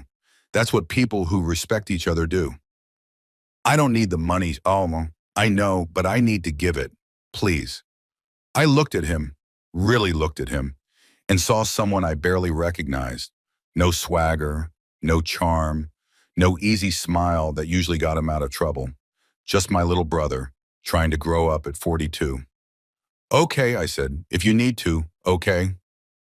Thank you. But Marcus, I need you to understand something. The money was never the point. The money was just what made the disrespected tangible. What I actually needed was for you to see me, to value me, to treat me like I mattered beyond my bank account. I do see you. I'm seeing you now, maybe for the first time. Then keep seeing me. That's what I need. Not repayment, just respect. You have it. I promise. You have it. I wanted to believe him. I didn't, not quite, but I wanted to, and that was something. My father came home on day 6 with a list of restrictions and medications and lifestyle changes that seemed designed to make his remaining years as joyless as possible. No red meat, no salt, no stress. Exercise daily, but not too much. Take these pills 3 times a day. Check your blood pressure twice a day. Come back in 2 weeks for a follow-up. My mother was overwhelmed. I could see it in the way her hands shook as she organized his medications. The way she asked the nurse the same questions 3 times. I can hire a home health aide, I offered. Someone to help manage his care. We can't afford, she started, then stopped herself. I mean, that would be helpful. If you're offering to help, not to pay for everything. I'm offering to help. Split it with me, whatever you can afford. She nodded, relieved. Okay, yes, thank you. It was the first time she'd thanked me in recent memory. Small thing, but it mattered. Over the next few weeks, I watched my family reorganize their lives around their new reality. Marcus's house sold in 3 weeks, a bidding war that netted him enough to pay off the mortgage and pocket a small amount. They moved to a rental in Renton, 3 bedrooms instead of 4, with a 20-minute commute to the public school where the kids would start in the fall. Jennifer started her teaching job. She looked exhausted when I saw her, tired in a way that had nothing to do with physical labor and everything to do with the adjustment of working full-time after years of not having to. But she also looked purposeful, like she was doing something that mattered instead of just existing on someone else's dime. Marcus got a job doing sales for a medical supply company. He hated it, he told me on the phone. Hated the cold calls and the rejection and the quotas, but he was good at it. Of course he was. He'd been selling bullshit his whole life. Actual products with actual value were easy by comparison. He sent me $20 his first paycheck, then $20 the next one. I put it in a separate account, didn't spend it, just let it accumulate as a kind of ledger of his attempt to be better. My mother started going to therapy. She told me this over coffee. She'd asked me to meet her, just the two of us, at a neutral location. I'd said yes, curious to see what she wanted. I'm working on understanding why I enabled so much, she said. Why I let Marcus depend on us, on you, instead of standing on his own. Why I didn't protect you from the way you were being treated. And it's complicated. It's about how I was raised, about my fear of conflict, about my need to keep everyone happy even at the expense of someone's dignity. It's going to take a while to unpack all of it. I'm glad you're doing it. Are you? Are you glad, or are you just saying that? I thought about it. Both, maybe. I'm glad you're trying. I'm skeptical that it'll make a difference, but I'm willing to see. That's fair. That's more than fair. We sat in silence for a moment. Can I tell you something, she asked. Sure. I always thought you didn't need us. You were so successful, so independent. You had this whole life we couldn't understand, the tech stuff, the travel, the money. It seemed like you were fine without us. I wasn't fine. I was lonely. I just didn't know how to tell you that. Why not? Because every time I tried to share anything real, it got dismissed or turned into a joke. After a while, I just stopped trying. She nodded slowly. I can see that. I can see how we did that. So what do we do now? I don't know. I'm trying to listen more, to ask questions, to see you as a person instead of just the successful son who has it all together. I don't have it all together. No one does, but you seemed like you did. That was my mistake, assuming that because you were successful, you didn't need support. Everyone needs support. I know that now. We finished our coffee, made plans to do it again in 2 weeks. It wasn't much, but it was more than we'd had. At work, I got the promotion.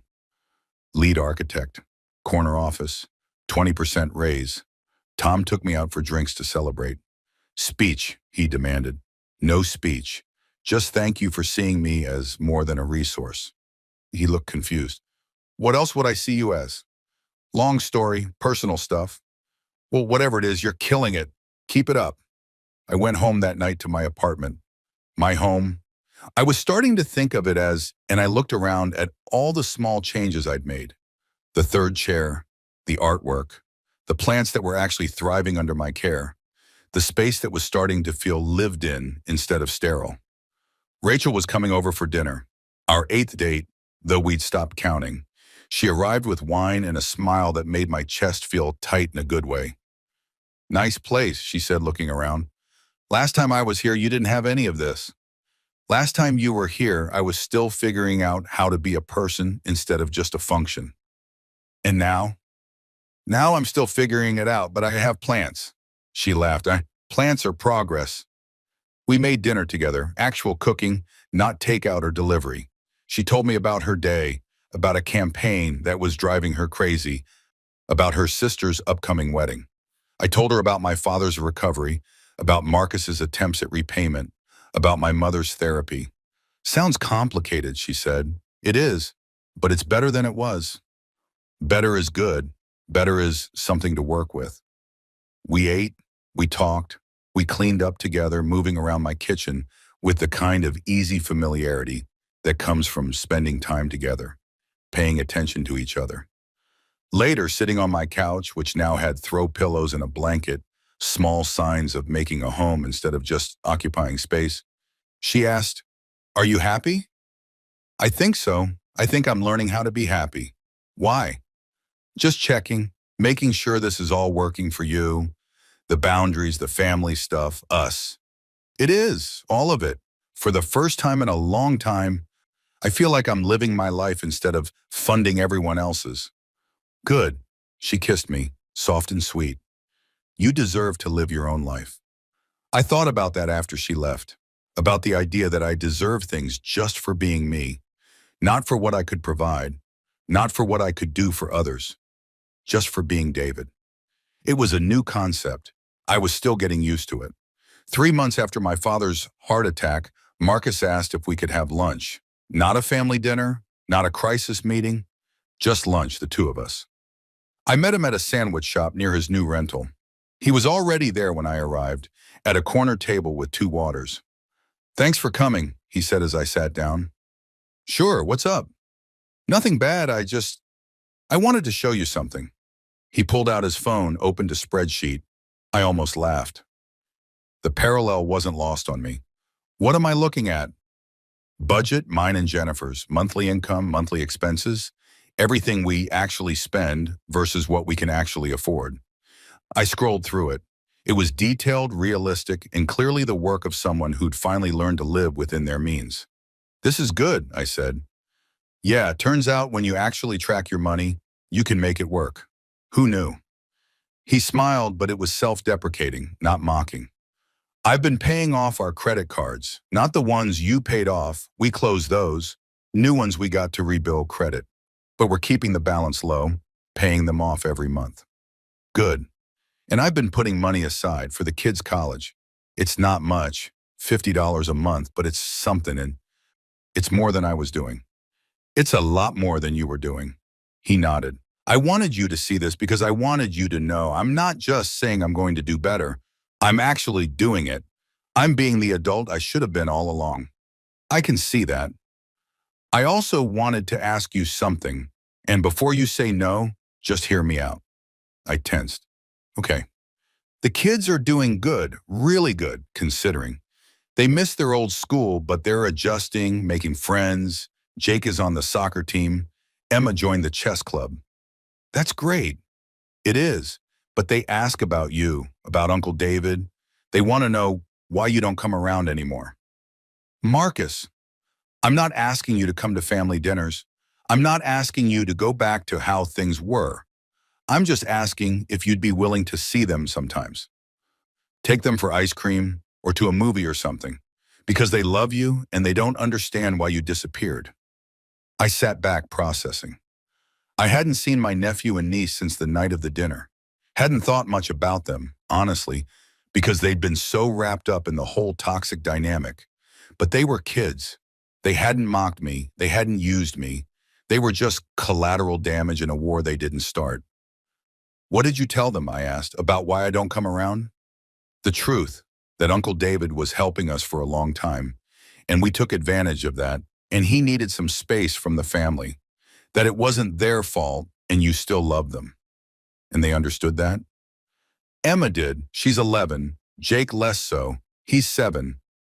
He just knows his uncle isn't around anymore, and he misses you." I thought about Jake, about the kid I'd barely known because I'd been too busy working to pay for his life to actually spend time with him. Thought about Emma, who was smart and funny and probably more perceptive than any of us gave her credit for. "I'll think about it," I said. "That's all I'm asking. Just think about it." We ordered sandwiches, ate in companionable silence for a few minutes. "Can I tell you something?" Marcus said eventually. "Sure." "I hated you for a while. After you cut us off, I was so angry. Felt like you were punishing my kids for my mistakes." "I wasn't trying to punish anyone. I know that now. But at the time, that's how it felt. Like you were being vindictive, cruel, using your money as a weapon." "Is that what you think now?" "No. Now I think you were protecting yourself, setting boundaries, doing what you should have done years ago." He paused. "And I think I hated you because, deep down, I knew you were right. Knew I'd been a terrible brother. Knew I deserved everything you did. I didn't do anything to you. I just stopped doing things for you. I know, but when you've gotten used to someone always being there to catch you, it feels like an attack when they step aside and let you fall. Did you fall? Yeah, hard. But I needed to. I needed to hit bottom, figure out how to stand on my own. I'm not all the way there yet, but I'm working on it. I can see that. We finished our lunch, talked about inconsequential things, sports, weather, a TV show we both watched. As we were leaving, Marcus stopped me. I know I've said it before, but I need to say it again. I'm sorry for everything, for taking advantage of you, for mocking you, for making you feel like you were less than because you made different choices. You were always the better man. I just couldn't see it because I was too busy being the worse one. I didn't know what to say to that, so I just nodded. Thanks. Will you think about seeing the kids? I'll think about it, I said again. And I did. I thought about it for a week, weighing the risks against the potential rewards. The risk was obvious, getting pulled back into the family dynamic, letting my boundaries erode because kids were involved, ending up in the same position I'd been in before. But the reward was getting to know my niece and nephew, actually know them, not just fund their existence from a distance. I called Marcus. I'll take them to the aquarium, I said. This Saturday, just me and them. You and Jennifer drop them off and pick them up. No family reunion, no extending it into a whole thing. Done. Thank you, David. Really. Saturday came. Marcus and Jennifer dropped the kids off at my apartment at 10 a.m. Jake bounded out of the car like a golden retriever, all energy and excitement. Emma followed more cautiously, studying me with those sharp 11-year-old eyes. Uncle David, Jake crashed into me for a hug. Hey, buddy, you ready to see some fish? So ready, Emma hung back. Hi, Uncle David. Hi, Emma, how you doing? Okay, I guess. She glanced at her parents' car pulling away. Are you mad at us? Right to the heart of it. Yeah, she was definitely perceptive. No, I'm not mad at you. You and Jake didn't do anything wrong. But you're mad at Mom and Dad? I was. We're working on it. Because they took your money? I looked at her, this kid who understood more than anyone had given her credit for. Because they didn't respect me, I said honestly. The money was part of it, but mostly it was about respect. She nodded slowly. That makes sense. Dad said we have to respect people even if they're helping us, especially if they're helping us. Your dad's right about that. He's been different lately. Stressed, but also, I don't know, more there, I guess. He actually talks to us now instead of being on his phone all the time. How do you feel about that? She shrugged. It's weird, but good weird. And Mom seems happier. She complains about work a lot, but she smiles more. Kids, they see everything. Come on, I said. Let's go look at some octopi maris tabasi. The Seattle Aquarium was crowded, but Jake didn't care. He dragged us from exhibit to exhibit, pressing his face against the glass, asking a million questions I mostly couldn't answer. Emma was quieter, more observational. She took her time at each tank, reading the information cards, watching the animals with genuine interest. At the touch tank, Jake enthusiastically petted sea stars while Emma hesitated. They're slimy, she said. They are, but they're also kind of cool. She reached out slowly, touched one with a fingertip, then snatched her hand back. Weird. Yeah. Uncle David? Yeah. I'm glad you came back, even if it's just for today. My chest tightened. Me too. We got lunch at the cafe, overpriced sandwiches and chips that Jake complained about before eating every bite. Emma picked at her food, then asked if she could ask me something. Sure. Are you going to disappear again? I don't know, I said, honestly. I'm trying to figure out how to be a part of this family without getting hurt again. Did we hurt you, me and Jake? No, you didn't. Your parents did. My parents did. But you didn't. Then why can't you just see us? You don't have to see them.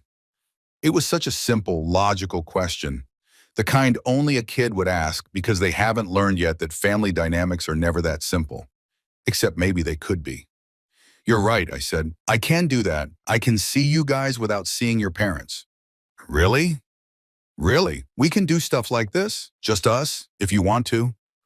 I want to, Jake said immediately, through a mouthful of chips. Emma nodded. Yeah, I'd like that. We finished the aquarium, hit the gift shop where I bought them each one reasonably priced souvenir. Jake got a stuffed octopus. Emma got a book about marine biology, and headed back to my apartment to wait for Marcus and Jennifer. While we waited, Jake played with his octopus and Emma flipped through her book. Uncle David, Jake asked, why don't you have a TV? I do. It's in my bedroom. But there's no TV in here. How do you watch stuff? I don't usually. I'd rather work. That sounds boring. Sometimes it is. Sometimes it's nice. Emma looked up from her book. Do you get lonely? Another direct hit. Sometimes. But I'm learning that being alone isn't the same as being lonely. And I'm not alone as much anymore. Because you have a girlfriend now? I blinked. How do you know about that? Mom told me. She saw you at a restaurant with a lady. Of course she had. Seattle wasn't that big. Yeah, I have a girlfriend. Her name is Rachel. Is she nice? Very nice. Are you going to marry her? Emma, we've been dating for a few months. That's a little premature. Mom married Dad after 4 months. Well, I'm taking things slower than that. Jake, bored with the adult conversation, went back to making his octopus attack invisible enemies. Emma studied me. I'm glad you're happy, she said quietly. Dad said you worked too much and didn't do anything fun. He said that's why you didn't have a wife. Your dad said a lot of things that weren't very nice. I know, he talks different now. He says he was wrong about stuff. People can change. Have you changed? I think so.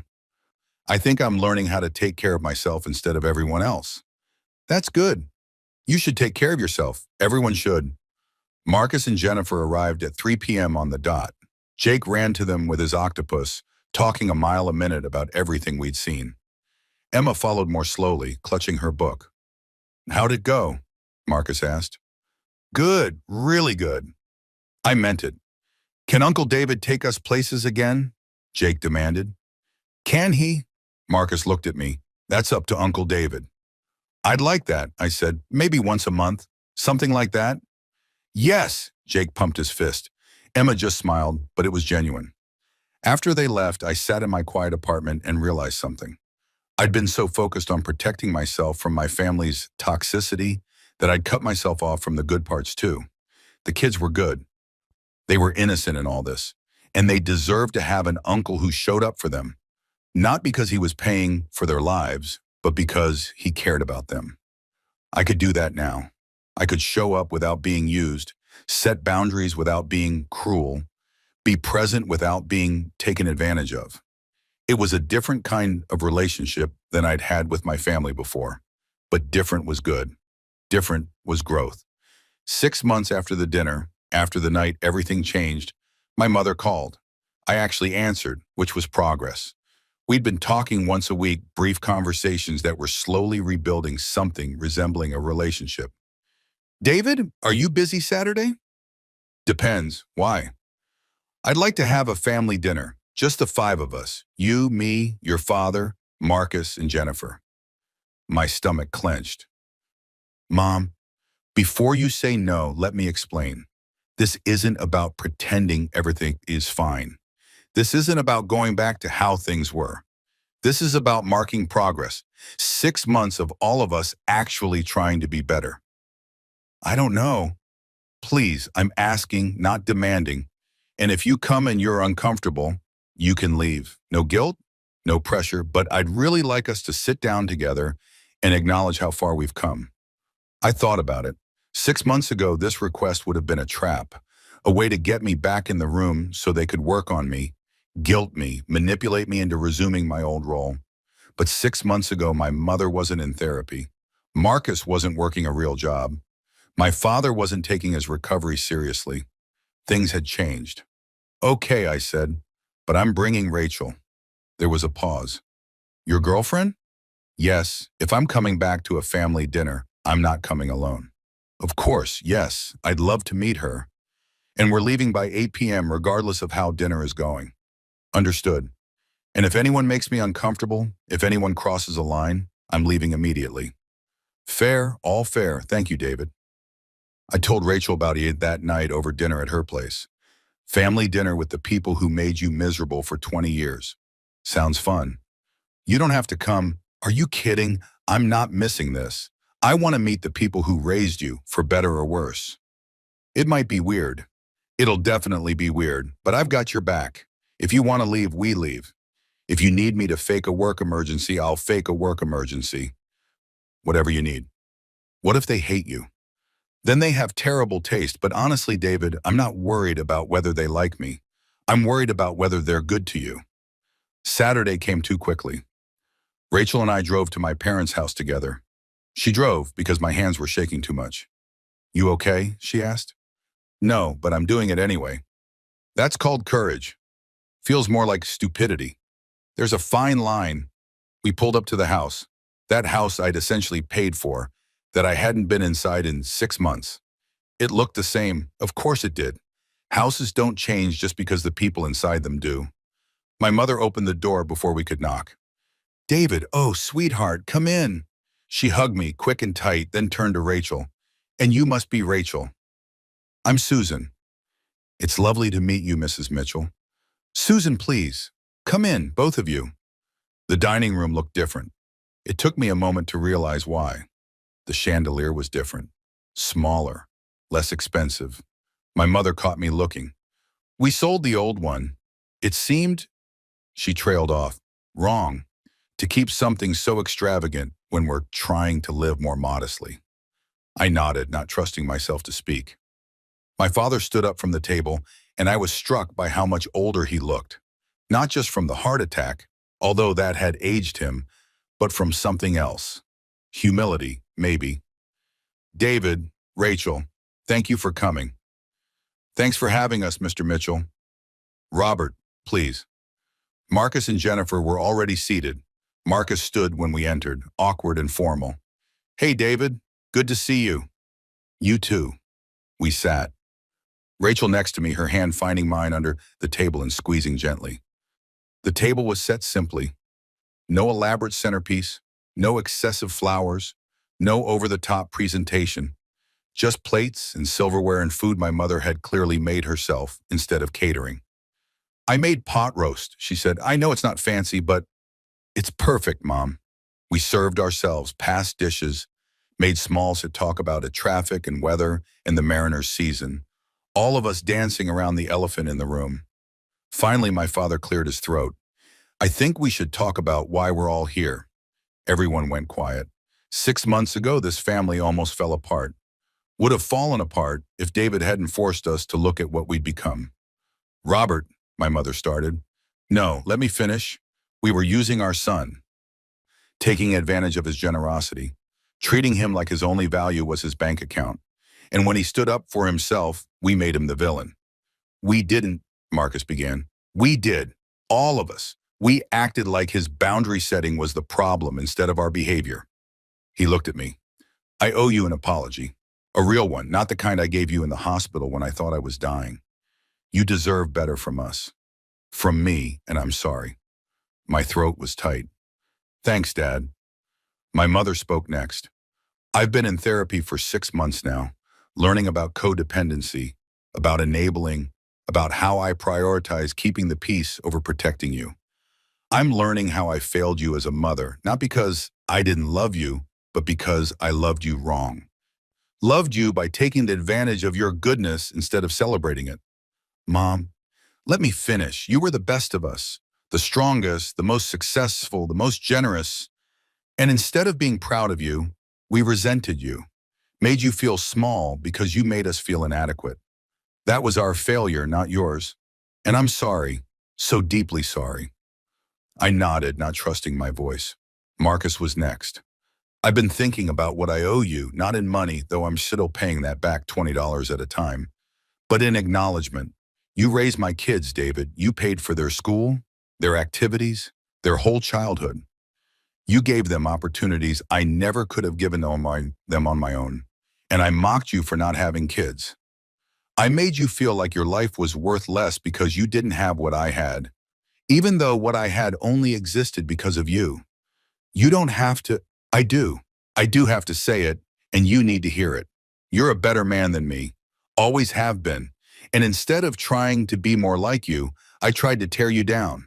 Make you feel like success didn't matter if it came without a family. But you had a family, us, and we treated you like shit. Jennifer spoke quietly. I never knew you. Not really. I came into this family and saw you as Marcus saw you, as the successful brother who had everything figured out. I never bothered to look deeper to see that you were struggling too. Lonely, isolated, taken for granted. I participated in that. Let you be the punchline without ever defending you. I'm sorry. I looked around the table at my family, these people who'd hurt me, used me, taken me for granted, and I saw something I hadn't seen before. Genuine remorse. Not the performative kind designed to get me to open my wallet again. Real understanding of what they'd done and how it had affected me. I appreciate all of this, I said carefully. Really, but apologies are just words. What matters is whether things actually change. They have changed, my father said. Look around. This isn't the same family you walked away from. He was right. Marcus was working. Jennifer was working. My parents had downsized their lifestyle. Everyone was living within their means instead of beyond them. But more than that, they were actually seeing me. I'm not the same person either, I said. 6 months ago, I didn't know how to set boundaries. I didn't know how to say no. I thought being valuable meant being useful, and if I stopped being useful, I'd stop mattering. You matter, my mother said. You've always mattered. We just failed to show you that. I know, and I'm working on believing it. That's what the last 6 months have been for me, learning that I deserve respect, that my worth isn't in what I can provide, that it's okay to put myself first. Rachel squeezed my hand again, and I realized everyone was looking at her. Rachel's been helping with that, I said, reminding me that relationships should be reciprocal, that it's okay to be cared for, not just to care for others. She sounds like a smart woman, my father said. She is. And she makes you happy? Very much. My mother smiled, and it was genuine. Then I like her already. We ate. The pot roast was good, simple but good, the kind of home cooking I hadn't had in years. We talked. About safe things at first, work, the kids, my father's recovery, but gradually the conversation deepened. Marcus told me about his job, about how humbling it was to be starting over at 42, but also how satisfying it was to earn his own money, support his own family.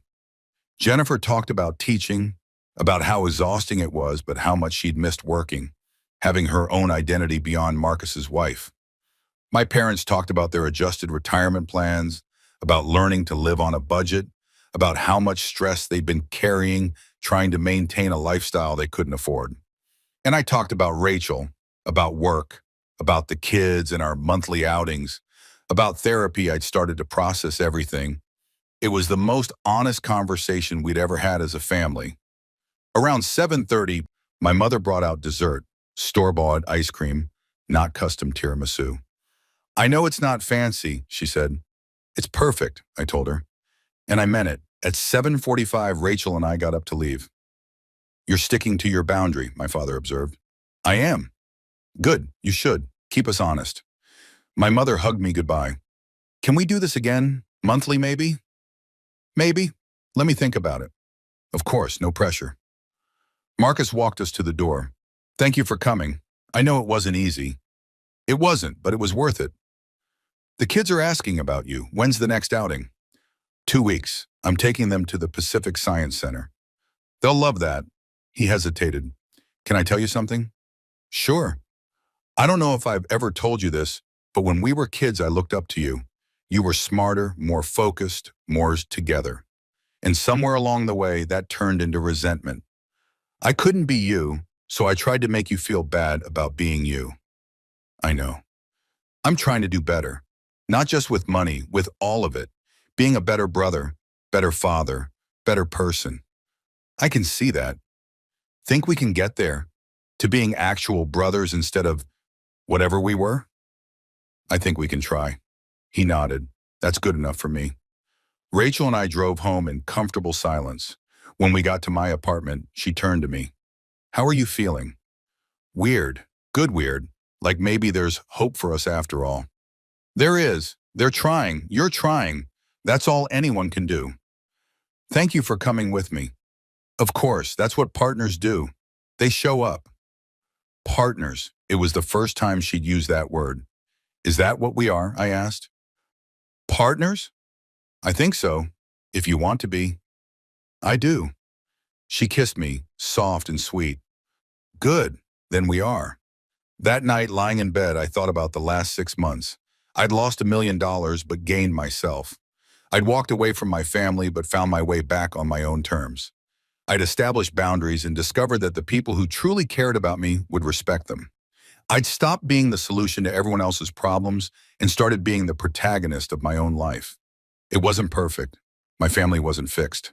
We had years of patterns to undo, decades of dysfunction to work through.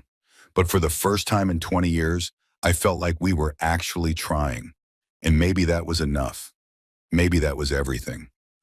1 year after the dinner, I found myself back at my parents' dining room table. But this time, it was different. This time, I'd help cook. Actually helped, not paid for someone else to cook. This time, the chandelier was modest, the meal was simple, and everyone had contributed something. Marcus brought a salad from their garden. Jennifer's idea. We're growing vegetables now. Who knew? My parents made chicken and roasted vegetables. Rachel and I brought wine and bread.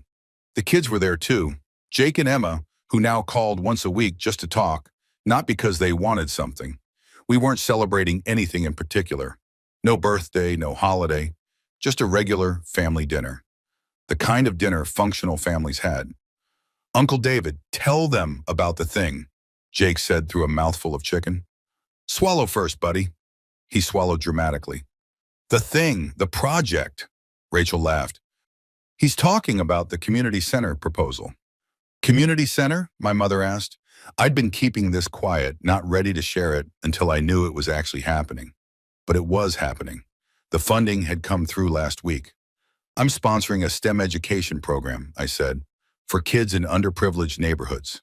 Computer literacy, coding classes, that kind of thing. David, that's wonderful, my mother beamed. How did you decide on that? I kept thinking about all the money I'd given away over the years. How it had been generous, but ultimately kind of wasteful because it just enabled bad behavior. And I thought about what I actually wanted my money to do. What would make me feel like I was making a difference? And you chose education, my father said. I chose giving kids opportunities. The way someone gave me opportunities when I was young. Marcus was quiet, and I wondered if he was thinking about his own kids, about the private school education they'd had that was now replaced with public school. But Emma was thriving in public school. Jake was happy.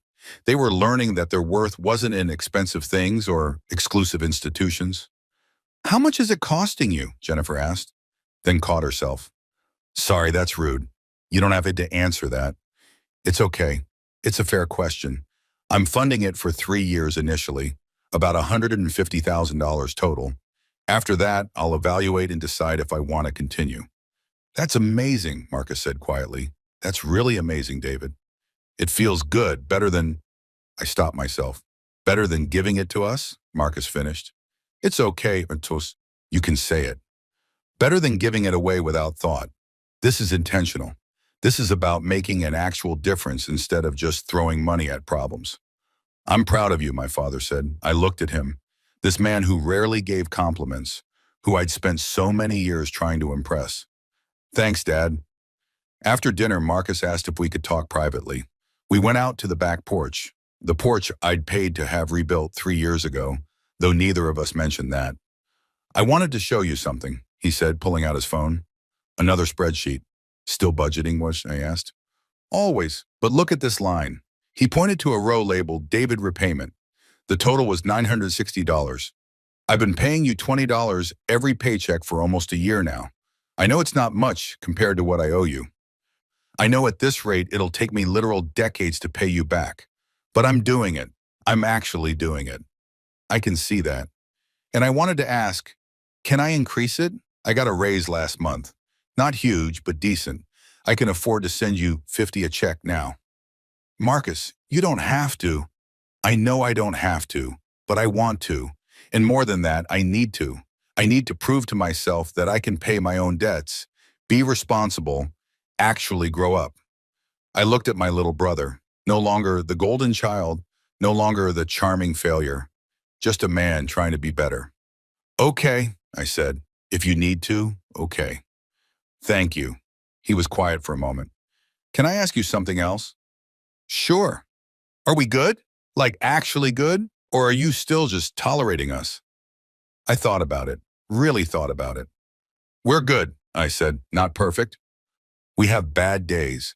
Sometimes I still feel the old resentment bubble up. Sometimes I want to say I told you so or remind you of how things used to be, but yeah, we're good.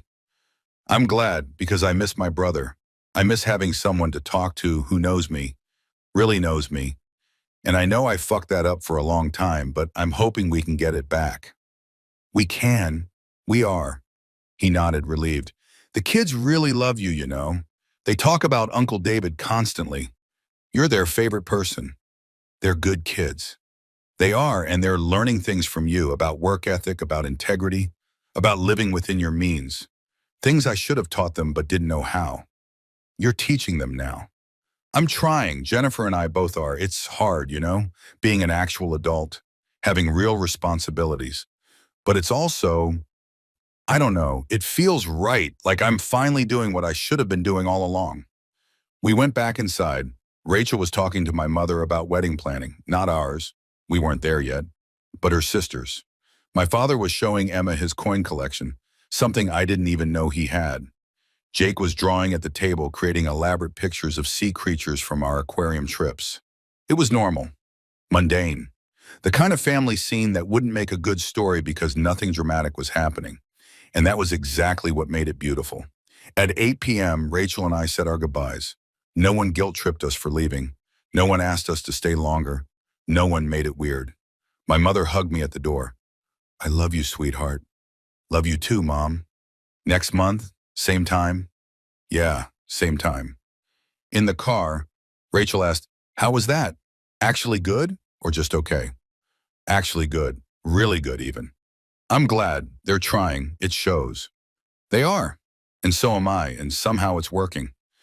That's what happens when everyone actually puts in effort instead of expecting one person to do all the emotional labor. Is that what I was doing? All the emotional labor? And the financial labor, and the psychological labor. You were doing everything, David. That's why you were so exhausted. I don't feel exhausted anymore.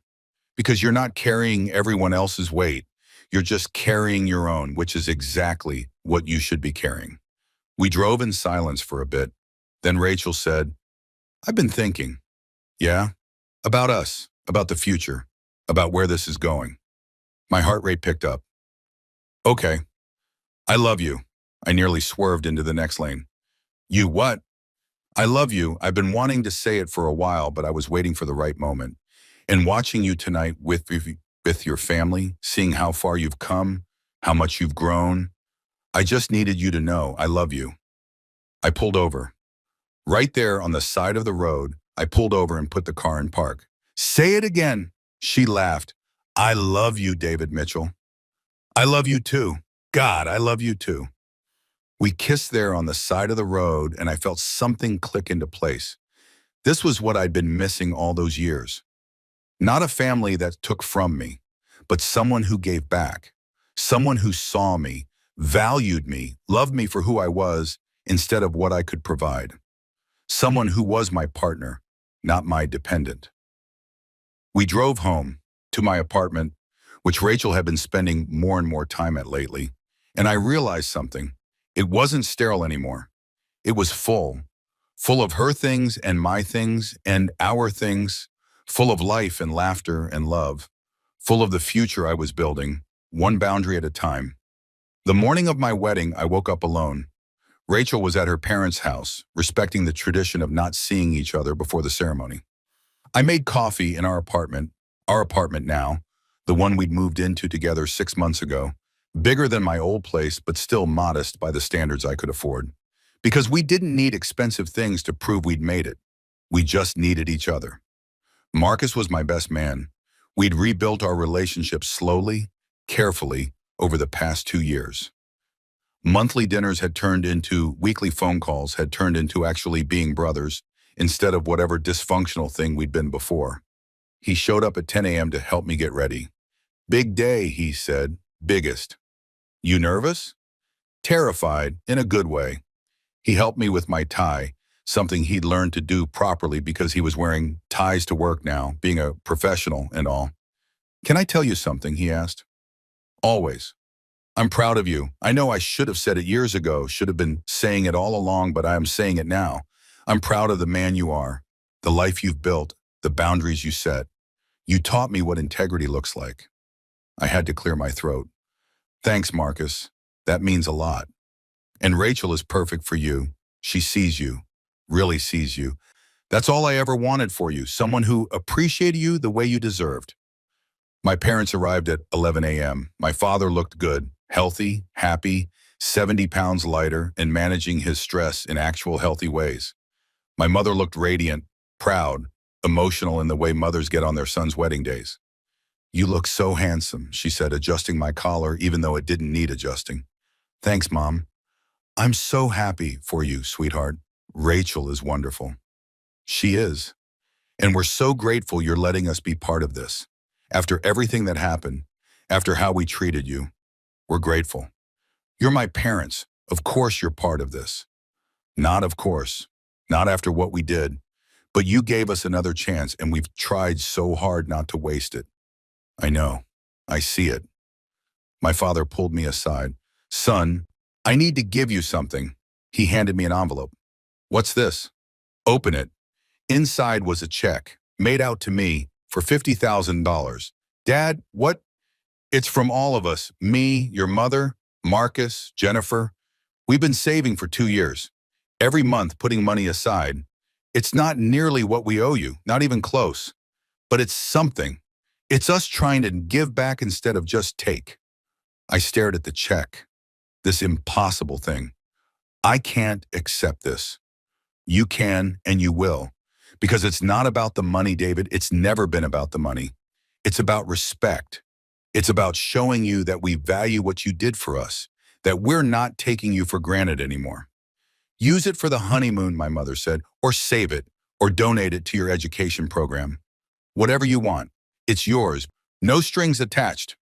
I folded the check and put it in my pocket, not because I needed it, but because they needed to give it. Thank you, I said. The ceremony was small, 50 people in a garden venue overlooking the Sound. Rachel's family, my family, our friends, co-workers who'd become friends. Jake and Emma were ring bearer and flower girl, thrilled to be part of it.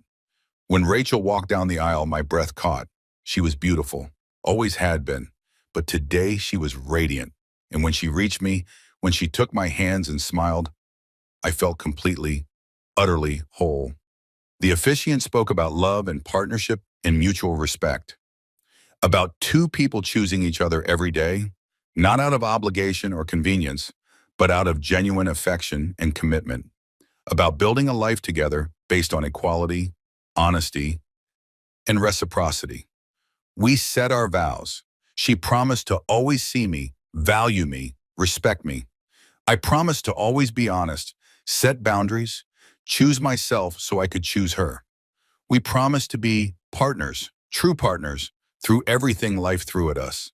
When we kissed, everyone cheered, and I thought about that dinner 2 years ago. Thought about Marcus's cruel joke, my mother's laugh, my father's indifference. Thought about the moment everything broke open. The moment I chose myself. At the reception, I gave a toast. 2 years ago, I made the hardest decision of my life. I walked away from my family because I needed to learn to value myself. Because I needed to understand that I deserved respect, not just as a bank account, but as a human being. I looked at my family, my parents, my brother, his wife and kids, and you let me go. You could have dug in, doubled down, refused to change, but you didn't. You looked at yourselves, at what our family had become, and you chose to do better. That took courage. That took humility. That took love. I turned to Rachel. And you saw me at my messiest, most broken, most uncertain, and you didn't try to fix me. You just loved me, supported me, stood beside me while I figured out how to be whole. My voice cracked. I spent 20 years thinking I had to earn love through generosity, that my worth was in what I could prevent. You taught me different. You taught me that I was enough just as I was. That love isn't transactional, it's given freely, or it's not love at all. So here's to new beginnings, to second chances, to families that grow and change and do better. And to the woman who taught me that the best thing I could do for everyone else was to finally take care of myself. Everyone raised their glasses. To Rachel, to family, to the future we're building together, one boundary at a time. We danced, we ate cake, we celebrated surrounded by people who loved us, really loved us, not for what we could give them, but for who we are. Late in the evening, Marcus found me at the bar. Hell of a speech, he said, meant every word. I know you did. That's what made it so good. He paused. Can I tell you something? Always. You saved my life, not financially, though you did that too, but you saved my actual life by cutting me off. You forced me to grow up, take responsibility, become the person I should have been all along. If you hadn't done that, I'd still be floundering, failing, blaming everyone but myself. You saved yourself, Marcus. I just stopped enabling you. Same thing, and I'm grateful. Every day, I'm grateful. We stood there, two brothers who'd taken very different paths to the same destination, adulthood. We're going to be okay, Marcus said. All of us. I really believe that. So do I.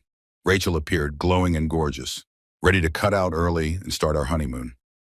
We said goodbye to everyone, climbed into the car that would take us to the airport, and drove away from the reception. Away from the family that had hurt me, healed and grown. Away from the past and toward the future. Happy? Rachel asked. Completely. No regrets? Not one. She took my hand, and I thought about everything that had led to this moment. The money I'd given, the boundaries I'd set, the family I'd lost and found again, the woman I'd found and chosen and married, the life I'd finally learned to live for myself instead of everyone else. Where to now? The driver asked. I looked at Rachel, my wife, my partner, my future. Forward, I said, just forward. And we drove into the night, leaving the old David Mitchell behind, the one who'd measured his worth in dollars given and debts unpaid. The man I'd become was different. He knew his value, he set boundaries, he chose himself. And in choosing himself, he'd finally found everything he'd been looking for. Not in a family that took, but in a partner who gave. Not in enabling dysfunction, but in demanding respect. Not in being needed, but in being loved. The table had gone silent that night, and everything had changed, but not in the way they'd expected. Not in the way I'd expected. It had changed for the better, and I'd never been happier.